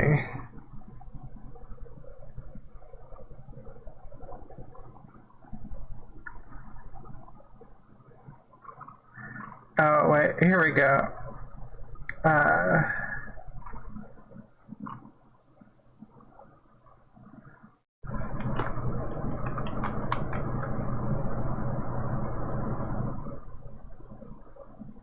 Yeah, that has nothing to do with puberty blockers. It's an argument that's used by some or suppressed transbottom surgery program. Yeah, this is not this is not about puberty blocker. This quote is likely not about puberty blockers. It's likely about bottom surgery. None of this that quote that's listed Endocrine Society warns that treatment may compromise fertility later in life. Fertility and orgasms are not the same thing. So those are two quotes that he decided to use, neither of which relate to what he's talking about. And the bone density thing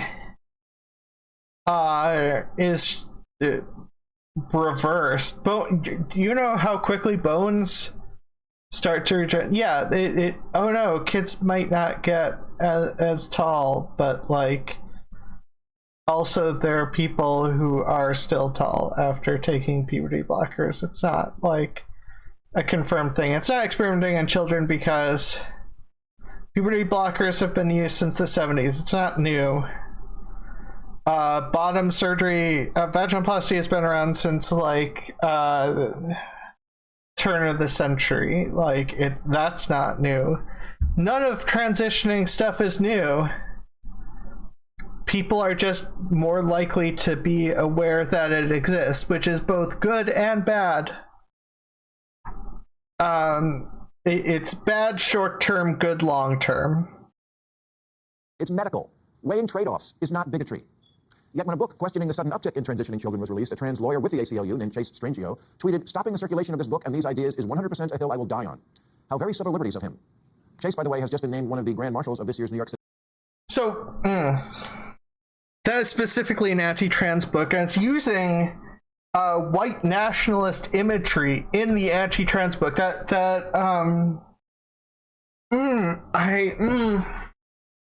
That's specifically anti-trans propaganda. That's not a question. That's a book. That's like a book spreading conversion therapy, and Bill Maher would probably agree with trans people experiencing conversion therapy. Yeah. I am against the spreading of hate speech and the spreading of lies. City Pride March, along with 3 other trans people and a lesbian. What's missing here? Oh, right, a gay man. What does that have to do with any of this? What does that have to do with any of this? That's absolutely nothing to do with any of this. There are plenty of gay men. This is 1 year. What is this person is spouting anti-trans bigotry right now? And yeah, I agree with Glad about this. I was It's where we are now. Gay men aren't hip enough for the gay pride parade. There are plenty of gay men in a gay pride parade. That's not... Compared to trans, gay is practically cis, and cis is practically Mormon.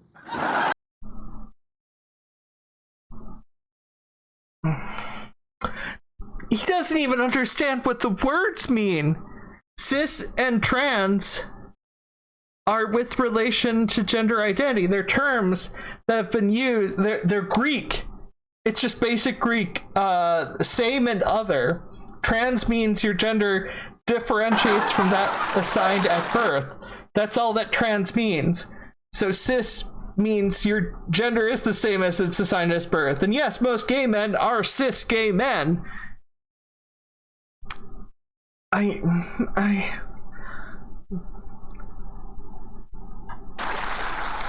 this is a phenomenon we need to take into account when we look at this issue. Yes, part of the rise in LGBT numbers is from people feeling free enough to tell it to a pollster, and that's all to the good. But some of it is, it's trendy. Penis equals... He's making the transgender argument. He thinks he's being hilarious. He's being, yes, he is. He does. He think he's being hilarious, and yes, there are people around him willing to laugh, and some of them might genuinely find this funny because people sometimes like to laugh at people. Oftentimes we call them bullies, but like Bill Maher likely calls them friends. Man, okay, boomer. Remember, the prime directive of every teen is anything to shock and challenge the squares who brought you up. It's why nobody gets... God, this is... Yeah, no, he is such a fucking boomer. Prime directive of teen. Like, half of the teens nowadays, their prime directive is trying to survive in a society which is working against them. That's the prime directive of teens. Survival. There are plenty of teens telling stories that a lot of old people haven't heard since people in the Great Depression. Like, he's so out of touch with what's actually going on in society. Gets a nose ring at 56. And if you haven't noticed that with kids, doing something for the likes is more important than their own genitals, you haven't been paying attention. Dr. Erica Anderson is a prominent 71-year-old clinical psychologist who is herself transgender and who now says, I think it's gone too far. The LA Times summarizes, she's come to believe that some children identifying as trans are falling under the influence of their peers and social media. If you attend a small dinner party. Yeah, you can find anyone to say anything. You can find black people who fight for slavery. You can find those people. It's rare and it takes a lot of effort, but you can find people, black people fighting for white supremacy. That doesn't make it an accurate way of determining anything. And no study with relation to that has been shown to be accurate. Oftentimes they're talking with parents and parents are like, well, the kid didn't tell me about it. So it feels very sudden. Kids and teens want to live and be safe and whole, yes. Of typically very liberal upper-income Angelenos, it is not uncommon to hear parents who each have a trans kid having a conversation about that. What are the odds of that happening in Youngstown, Ohio? If this spike in trans children is all natural, why is it regional? Either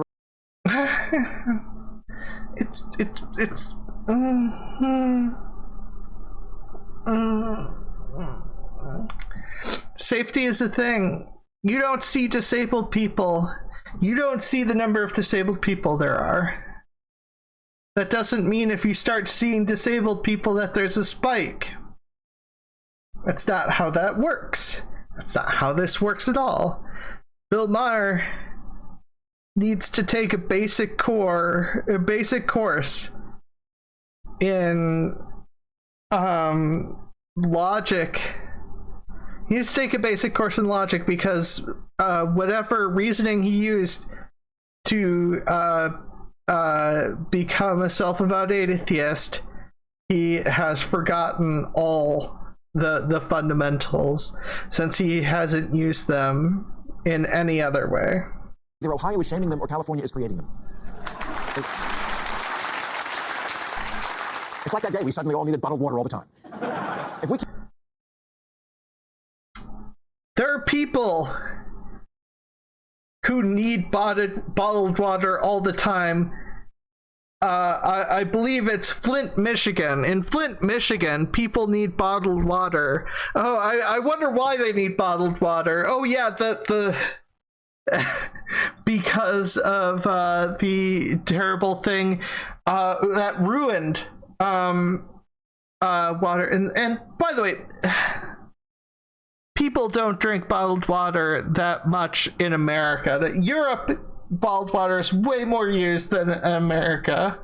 A lot more people drink tap water, and tap water has the possibility of having lead in it. So yes, some people drink bottled water for health reasons and caring about their health and the amount of lead in the system, because lead in the system affects so many bodily functions. I can't admit that in certain enclaves there is some level of trendiness to the idea of being anything other than straight, then this is not a serious science-based discussion. It's a blow being struck in the culture wars using children as cannon fodder. I don't understand parents who won't let their 9-year-old walk to the corner without a helmet, an EpiPen, and a GPS tracker. And God forbid their lips touch dairy. But hormone blockers and genital surgery, fine. Talk about a nut allergy. I guess penises are gross now, but one might come in handy later on.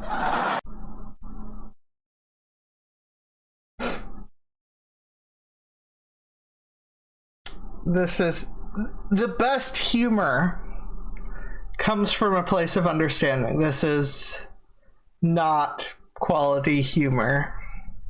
This is a humor to a select few who want to laugh at people.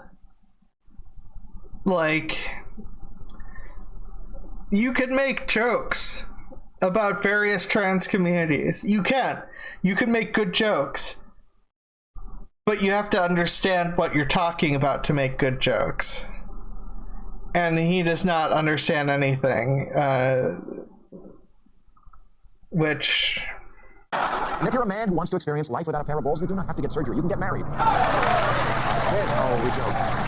So, what is with cishet white guys? What is wrong with cishet white guys like Bill Maher being like so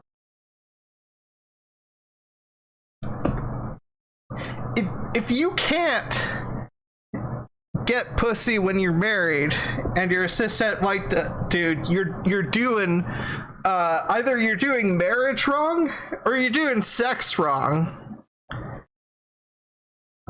And if your wife can't orgasm, you're just...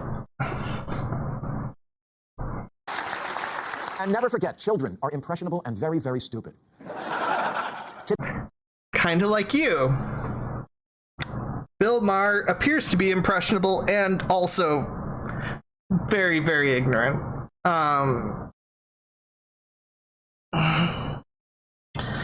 Children understand more than you think they do. And yes, children are impressionable and ignorant and just to some degree, but like, these decisions aren't decisions being made by children. These are decisions being made by adults who seem to understand less than children about this stuff. Kids don't know why mom drinks every day or why dad has 2 cell phones. Maybe the boy who thinks he's a girl is just gay, or whatever Frasier was. Maybe the girl who hates...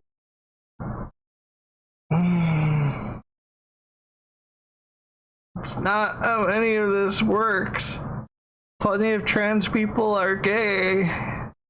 That's not how this works. It's not how any of this works.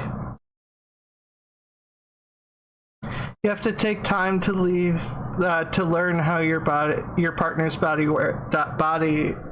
works too. Yes, And it's gonna be different depending on your partner. And this is just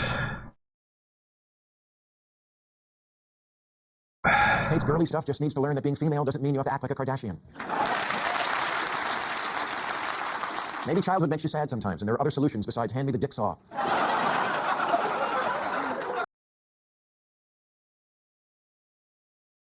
most people have an instinctive body horror is a thing because most people have an instinctive desire to protect their body. People don't like the idea. Most people do not like the idea of having their arm sawed off or their dick sawed off. But he seems to think that you can be tricked into I mean, it's the same sort of argument as being tricked into being gay. And look, I'm sure the vast majority of parents do not take this lightly, and that it's very hard to know when something is real or just a phase. And I understand being trans is different, it's innate. But kids do also have phases. They're kids, it's all phases. The dinosaur phase, the Hello Kitty phase. One day they want to be an astronaut, the next day they can't get to leave their room. Gender fluid, kids are fluid about everything. If kids knew what they wanted to be at age 8, the world would be filled with cowboys and princesses. I wanted to be a pirate. Thank God nobody took me seriously and scheduled me for eye removal and peg leg surgery.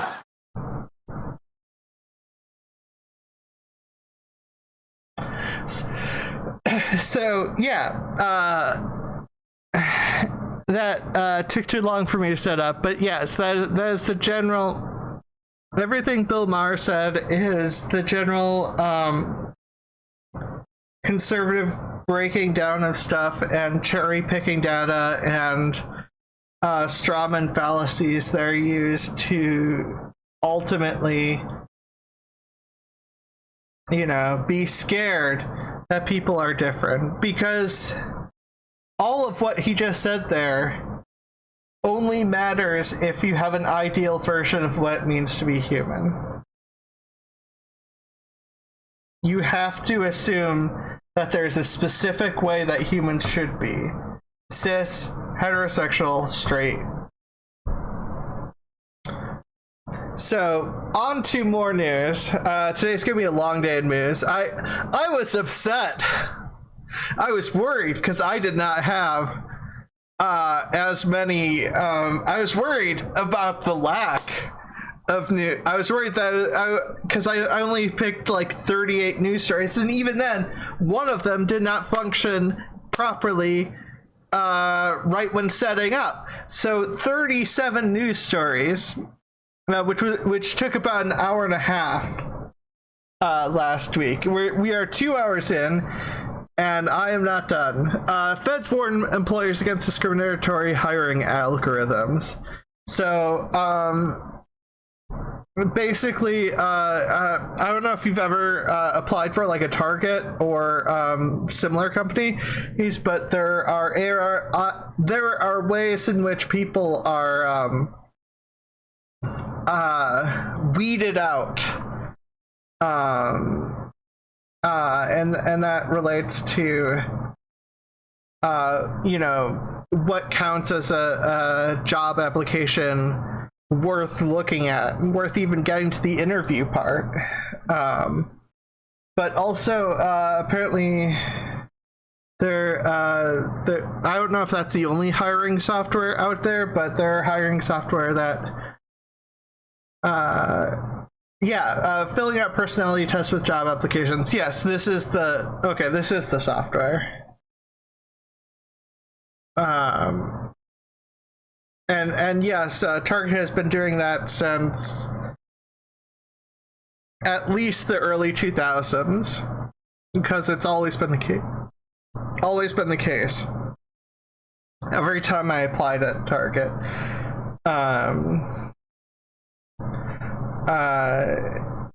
they've used that, but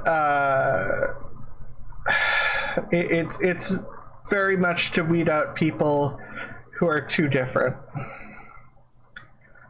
who won't fall in line in the exact same way that they want people to fall in line. And that's very much the common practice of companies, to put the company above the people. But here's a more interesting story. Jinx Tiamat. Bad therapy. I don't know if,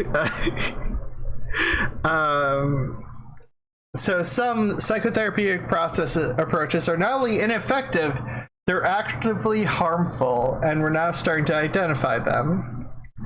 So,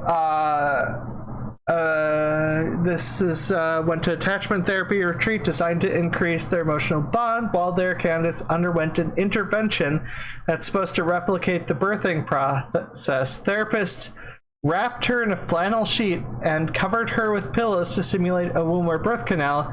They then instructed her to fight her way out, while 4 adults weighing nearly 700 pounds in total. ABA is trash.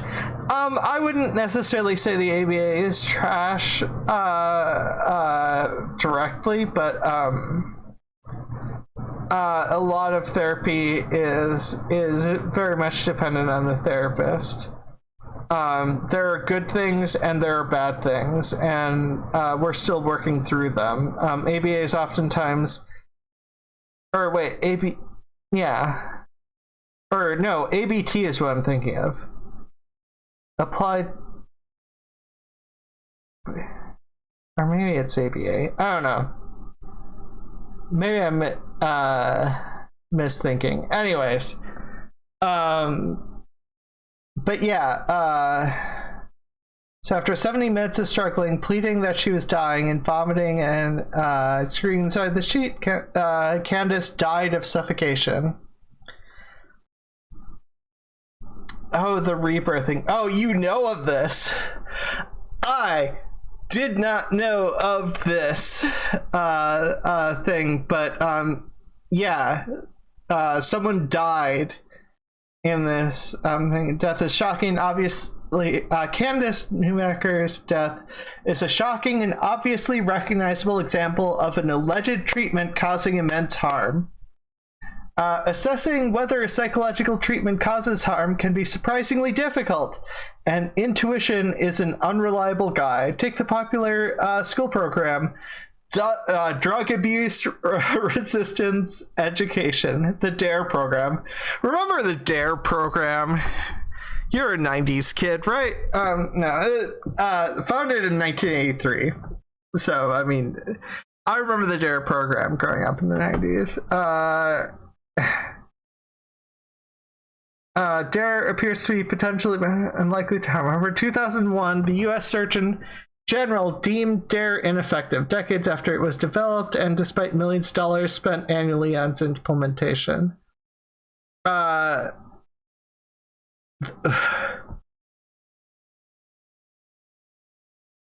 It's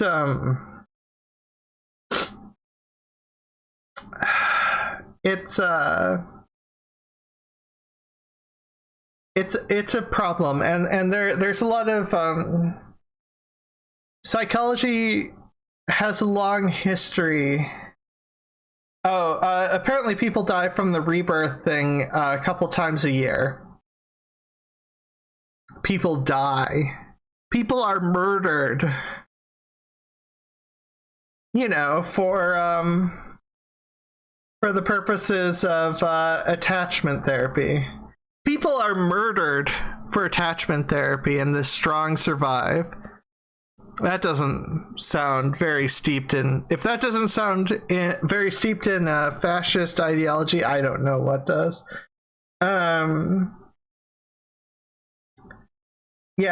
So unfortunately, history is replete with popular mental health interventions that turned out to be harmful or even deadly. In hindsight, that may seem all too easy to disregard. Trepanning, i.e. curing madness by drilling holes in the skull to release evil spirits. Leeches and electric eels as ridiculous treatments, but harmful treatments. However abhorrent or ridiculous they seem now, they have ways of sticking around. For instance, lobotomies were used in the late 20th century for decades after their barbaric nature was recognized. Although viscerally harmful treatments such as rebirthing are mercifully rare nowadays, less dramatic but still significant harms arise. Oh god, if it's rare, it's still two a year. That's really bad. The quote-unquote good kids don't die. You might imagine that more conventional forms of modern therapy, as delivered by a psychologist, counselor, or clinical social worker, cannot be harmful because the treatments involve just talking. Regrettably, this is not the case. For instance, a survey published in 2018 of more than 14,000 clients who'd undergone therapy with a qualified professional in the NHS in England. Oh god. NHS in England. England is bad. A lot of things. England and Wales found that 5% reported experiencing unspecified, lasting harmful effects from the experience. Similar effects were reported by 14% of clients in a survey published in 2021. Other studies suggest these ill effects are likely to include worsening symptoms and relationship problems. Yeah, it's...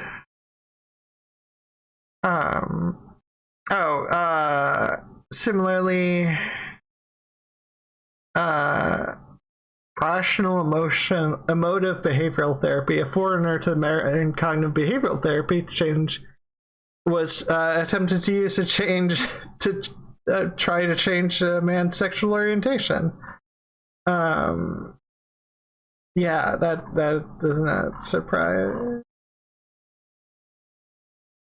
It's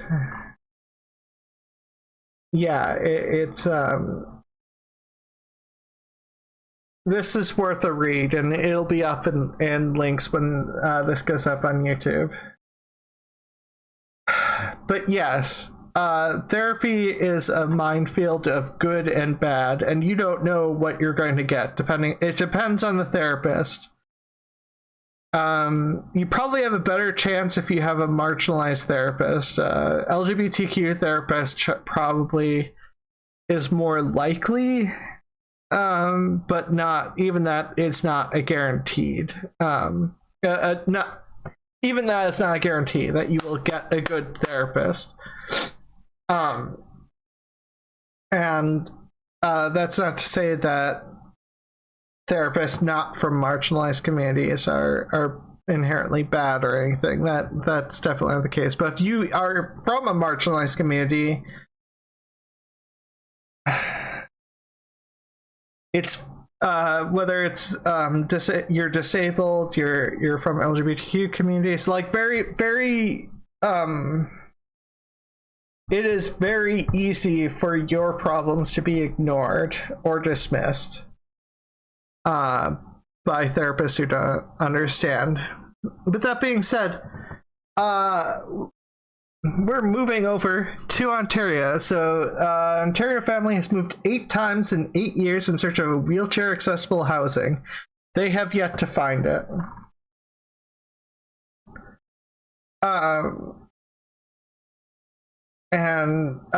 This because I've already spent far too long. This is a common thing.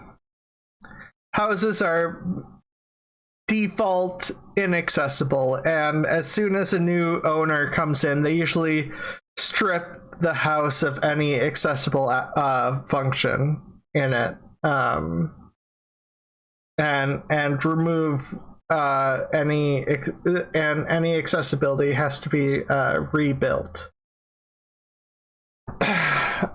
This is also a minor story. Well, not minor. The European CDC calls Omicron, BA4, BA5 COVID-19 variants of concern. So we've got 2 variants of concern coming up. This will likely be a problem. This will quickly become a problem. There likely need to be a new vaccine. You know, because pandemic. Never-ending pandemic. In South Africa, white student urinates on black students' belongings, faces expulsion. At least they face expulsion. Thousands of South Africans have signed a petition demanding that a white student in Stellenbosch University be expelled for urinating on the belongings of a black student. By Thursday afternoon, approximately 50,000 people had signed the petition to deport him, who had urinated on the black students' desk, textbooks, and laptop at the Hall of Residence. It was racially motivated attack.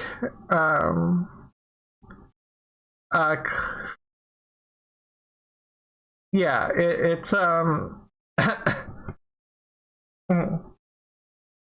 hatred hasn't stopped. Apartheid didn't stop racism. It still occurs. On a brighter note, a Chinese company launches a coming out kit for queer people. So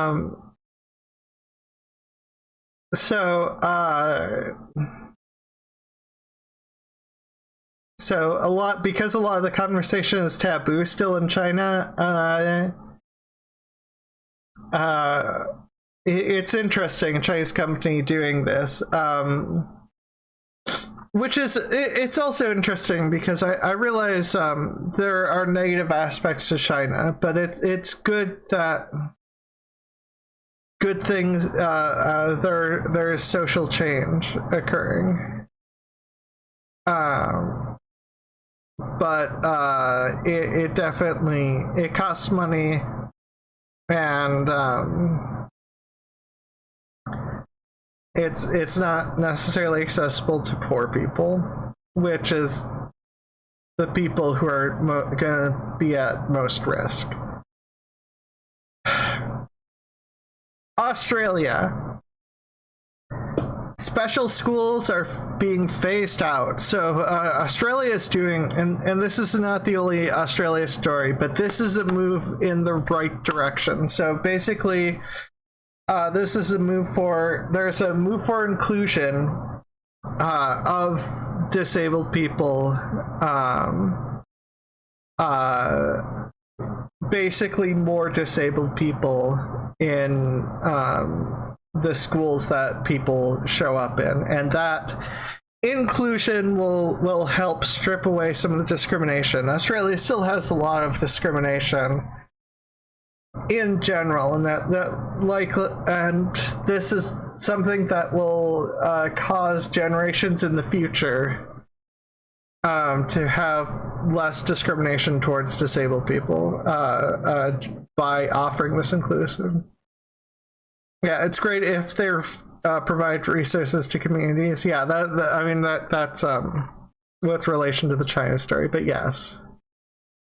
I might be speeding through this to some degree because I realize how long I've been going on. So, adapted fashion for people with disability, or adapted fashion for disabled people showcased in Australia first. So, they're doing a runway thing for disabled models, modeling clothing.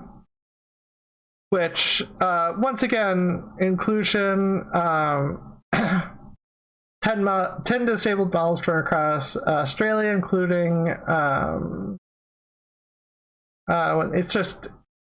this is just good for visibility, because visibility matters.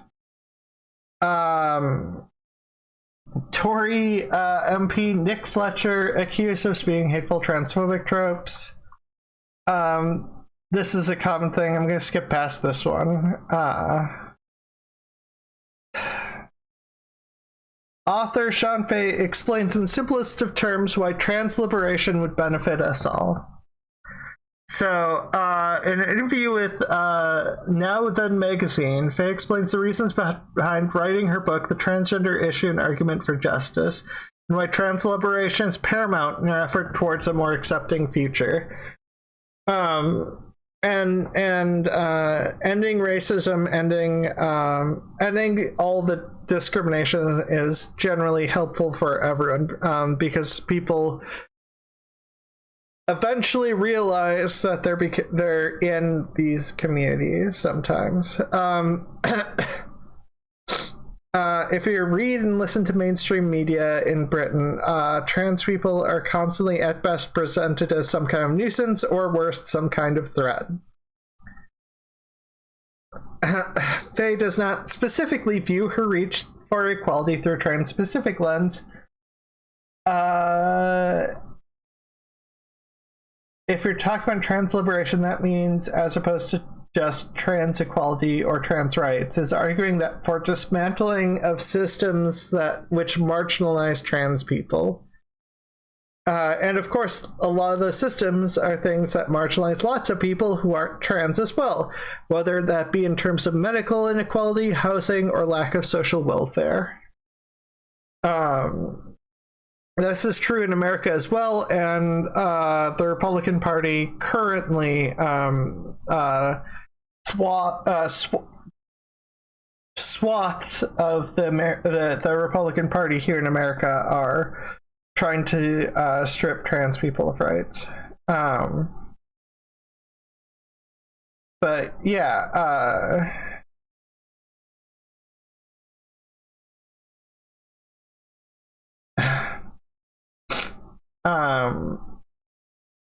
this is just trans Heartstopper star Yasmin Finney joins cast of Russell T Davies' Doctor Who. So there's a famous trans actress of color who's going to be in Doctor Who, which does actually make me slightly more motivated to watch Doctor Who.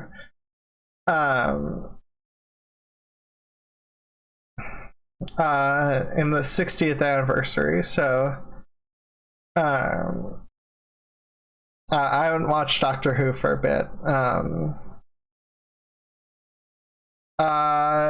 There's a person helping LGBTQ Ukrainians flee the country as others stay to fight. Various LGBTQ people in Ukraine are staying to fight, but there are people who are helping the ones that need to escape. Escape. And finally, sorry for brushing past the world news. This is technically still an American focus, but indigenous Guatemalan woman freed after 7 years in a Mexican prison, tortured, forced to sign a confession in Spanish, a language she does not speak. Trans actress in sex education right now, I think. Yeah, that might be the case. That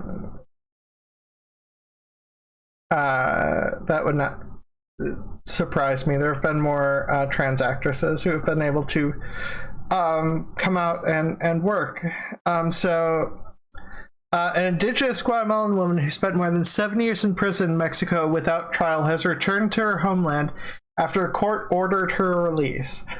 The Guatemalan Foreign Ministry confirmed that Juana Alonso Santisa, who was accused of kidnapping and jailed in a northern Mexican border city, had arrived in Guatemala.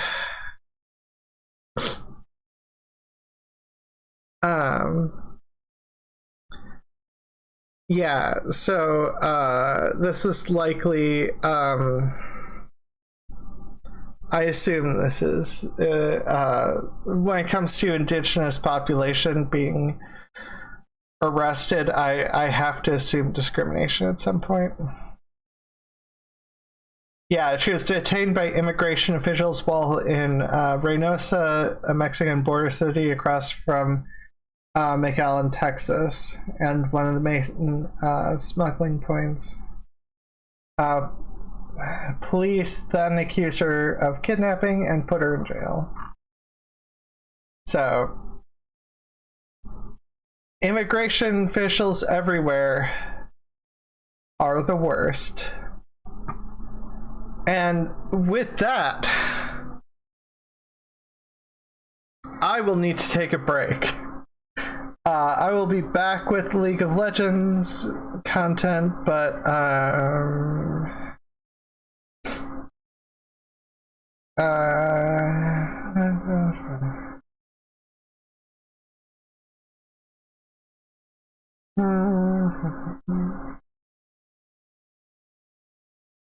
Let's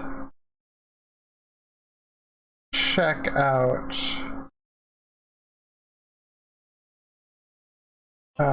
what's this person going back? NBA draft is Johnny Davis. Let me tell you about Johnny Davis. This kid is special with a capital S. He's an incredible shooter. So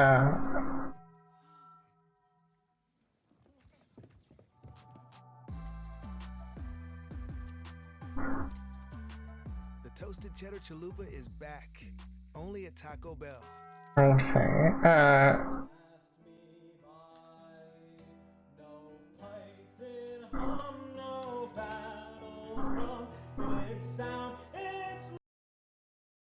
so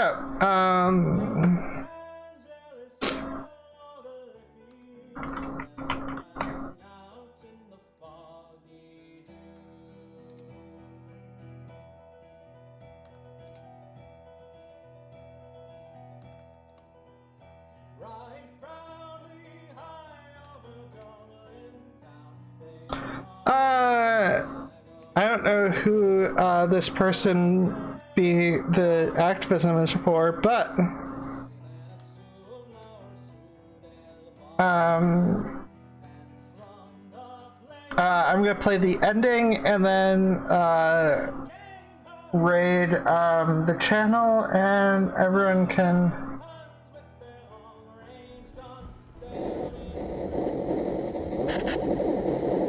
Oops, was didn't mean to play someone else's. Indivisible. Injustice anywhere is a threat to justice everywhere. Sex and race, because they are easy, visible differences, have been the primary ways of organizing human beings into superior and inferior groups, and into the cheap labor on which this system still depends. No, you all tell me to go and hide my tail between my legs. I have been beaten. I have had my nose broken. I have been thrown in jail. I have lost my I assume job. from following a channel, I have lost mean, my apartment for gay liberation. it's And you a all Jewish treat me socialist this way. channel, which I feel like is appropriate to We want no more raid segregation. after, We will accept a no more news show. discussion of segregation. And I would appreciate it if you would stop shaking your head in agreement when I don't think you understand what we are talking about. That might just be Freedom Nico. is merely privilege extended unless enjoyed by one and all.